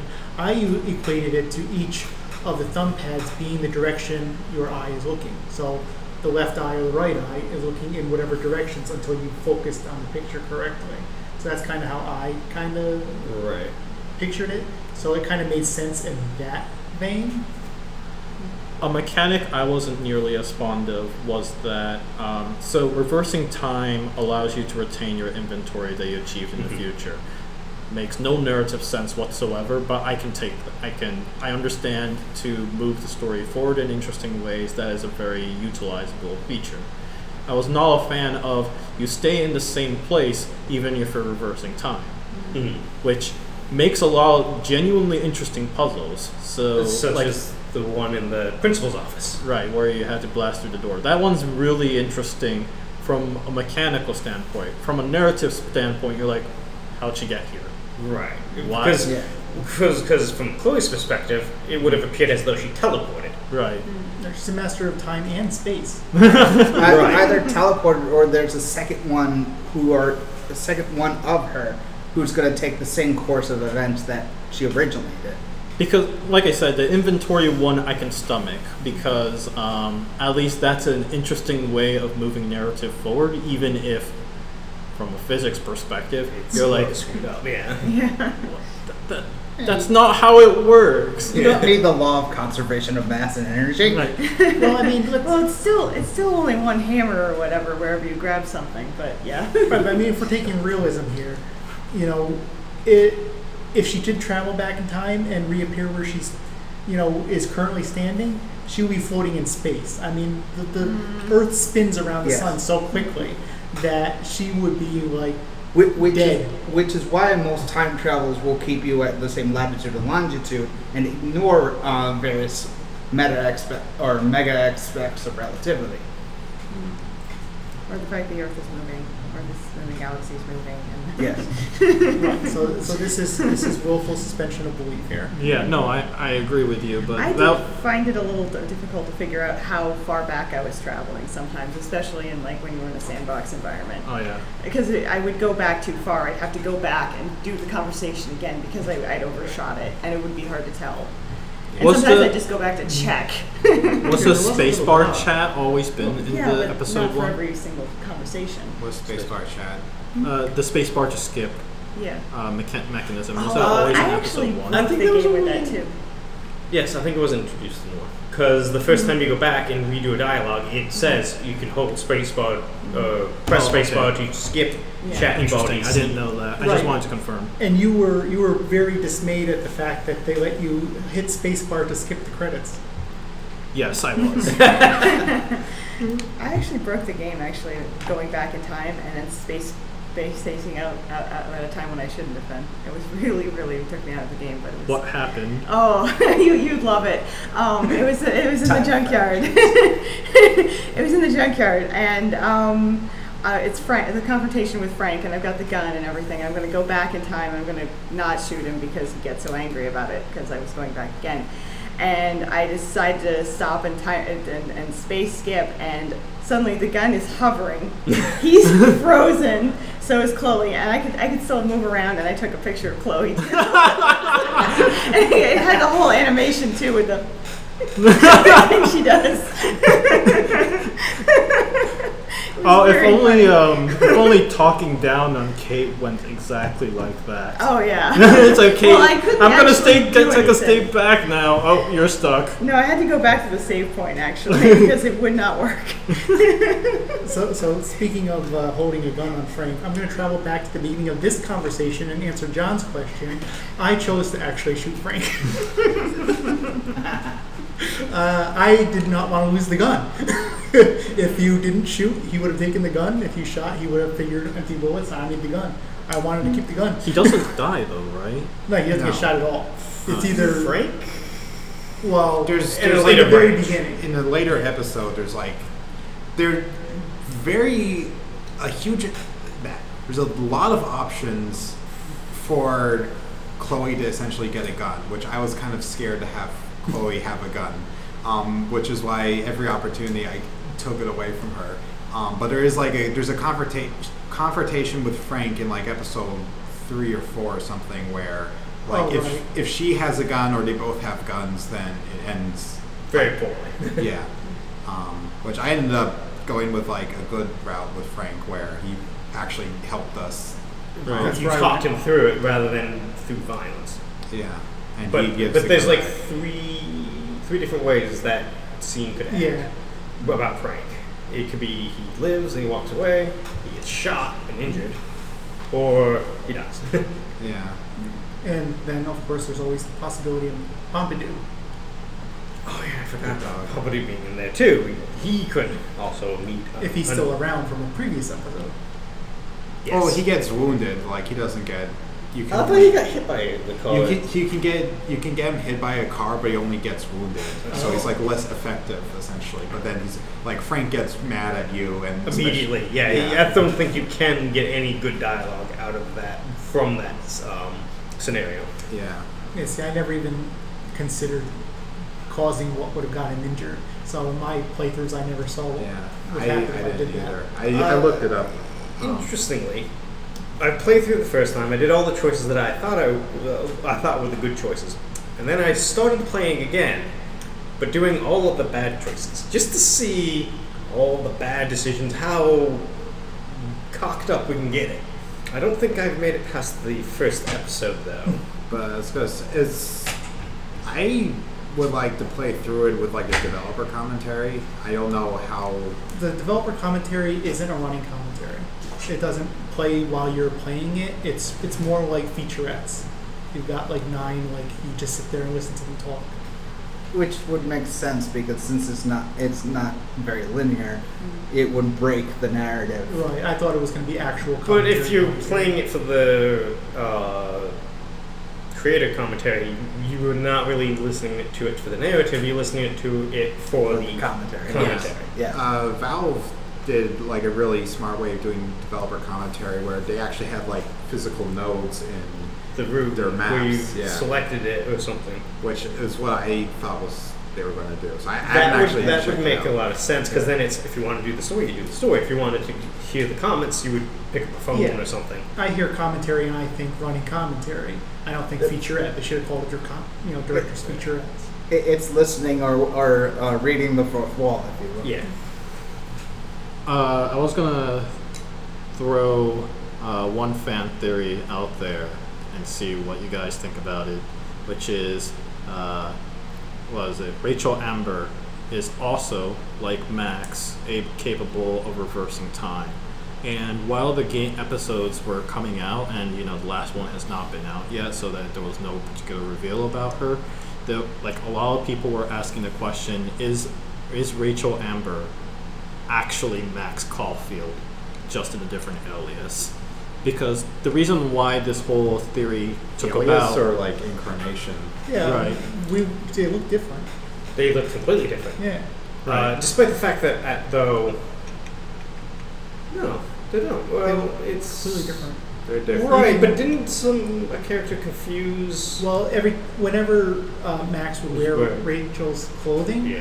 they would see the clothes and immediately call her Rachel, and then they would go, "Oh, it's Max." But one's blonde, one's dark hair. How do you know? She's probably the only person in town who wears a flannel shirt. Yeah. it's Some people don't see hair color. right. I mentioned that at least for me, as a game developer, I find it fascinating when fan theory starts running wildly like that, and you have to know when they're putting out these episodes, these developers must be looking over these theories and asking a question where should we actually integrate that element into the game or not. The reason why, by the way, the whole Rachel Amber Max Caulfield fan theory took about was because a lot of the description of Rachel Amber is applicable to Max Caulfield as well, but the most specific one is the fact that she seemed to know every single answer, which guess what you do as Max Caulfield? You know how to answer every single question. And so thus the comparison, because everybody seems to have a positive impression of Rachel. That sounds awfully familiar as us as the player as well. So it's interesting that that kind of thoughts start sprouting as the game is being developed and people are just kind of being fed these narratives as they go over in time. I was wondering if there was any other fan theories or any other similar encounters, things you found that make sense in context. Obviously, it doesn't make sense now because the whole story has ended, kind of thing. I've not really read other fan theories, but going off what you're saying, I think Rachel Amber may have had the same powers, but I feel like, unlike Max, Rachel was not able to escape the dark room, right? For whatever reason. Well, I mean, I don't think that Rachel is an incarnation of Max, but rather, how history repeats itself. Right. It's the same character going through the same motions, but they failed. For all intents and purposes, Rachel could be alive on another timeline. The story is clear. The story has clearly written time in such a way that it makes sense that she's dead. She's not alive throughout the entirety of the story that you're going through. And so, I mean, that's obviously good writing. They obviously thought that through. But yeah, potentially Rachel could be alive in yet another timeline. Who knows what Max is doing there? So, but yeah, you're absolutely right, though. I mean, obviously the fan theory is false, right? But the fact that that theory emerged at all throughout the entirety of when these episodes were coming out, or just even other random questions who is the killer? Has it always been Nathan Prescott? Is it somebody else? The fact that these questions are emerging at all is a really fascinating thing to see. I thought that most of the fan theories were kind of bunk. I mean, I don't know. It's one of these things that I hate about a lot of games like this is because they introduce a sci-fi element to it, which is not the focal point of the game, but then that's what all the fan theories jump on. And most of the fan theories I saw were about time travel and alternate realities and the game does have these elements, but they're not I don't think that would be the twist, because that would be kind of easy to see coming. The time travel was the means, not the ends. Yeah, so I think it was, I don't know. I think they didn't really set it up to make you think that. I think the Vortex Club being a cult was the only thing they were really setting up as a red herring. But Right. No, that was definitely meant to be a red herring. I hadn't looked into any of the fan. What was the term? Theories. Fan theories. theory. But I will say that I am pretty sure that the developers did look at the feedback that was, coming out on the game and tweak things. I mean, if you've noticed between the first episode and the second episode, the way the characters speak has been toned completely down. Yeah. They weren't talking in gibberish that no high school student would ever say like they were in the first. It got a lot tighter by the later episodes, which I Yeah. think that's like a thing is because I think the story was very enticing. Like I think the reason I got it, like despite hating the first episode at the time, was like the story was very enticing, but like the dialogue was like turning me off so much that like I couldn't sit through it that Yeah. long. And I mean, yeah, it definitely like really improved a lot, I think. And I don't know, yeah. What was the fan theory? Oh, that the one fan theory that actually proved to be true is that the universe wants Chloe dead. That was a fan theory that came out, I think, within episode 3-ish, where it's like, yeah, the universe hates Chloe. And it turned out to be 100% true because, I mean, it was already within the their writing. interpretation. You don't. Yeah. They don't like in the Chloe living ending. Like they don't really address that. Like time will probably continue to fracture. Like, The Right. tornado so happened. It's Yeah. Time was so fractured. but like I don't think that would be like the last time like a weird supernatural event would occur and like would build up again. I don't Yeah, know. it's like the Final Destination movies. I mean, they survive when they were supposed to die. Death comes for them.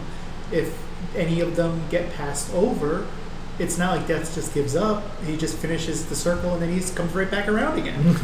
And it's Well- going to happen. The tornado might have missed her. Who knows? Next week something else could happen. Well, Final Destination was more of an excuse to do all the gory Oh, those are shots, great though. movies. Closing thoughts, or do you want to just end it? Does Say that. anybody have any closing thoughts? I mean, I do think there were narrative missteps. Well, there's always going to be missteps. Right. I'm not expecting a perfect game, and most certainly, I'm not expecting like every character is something that I'm either gonna like or hate for all the right reasons. But yeah, Except Chloe. huh? Except Except Chloe. No, she. Anyways, so yeah, I think there was a lot that could have been improved in the game. But for what it is, it's actually pretty darn focused at what it wants to do. But again, I haven't actually played a game, so I should probably get around doing that and then start complaining about the controls. We'll add a 5-minute clip onto the end of the episode after you played for your afterthoughts. You just leave comments. Controls are. These are what's wrong with controls.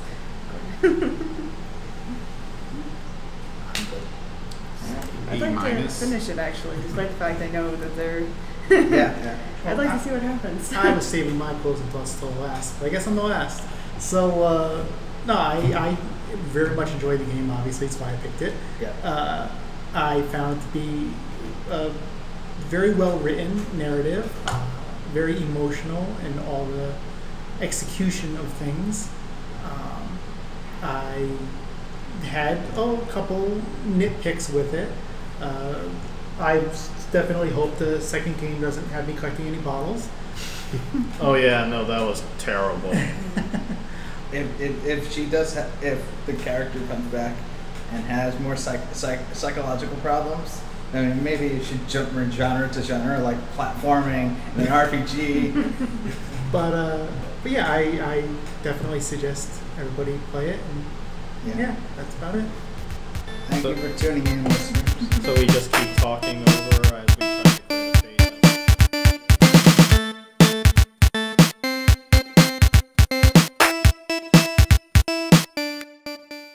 Hello, my name is Chris. I'll be the host for the next Game Club. We'll be talking about City Skylines, a city builder by Colossus and Paradox.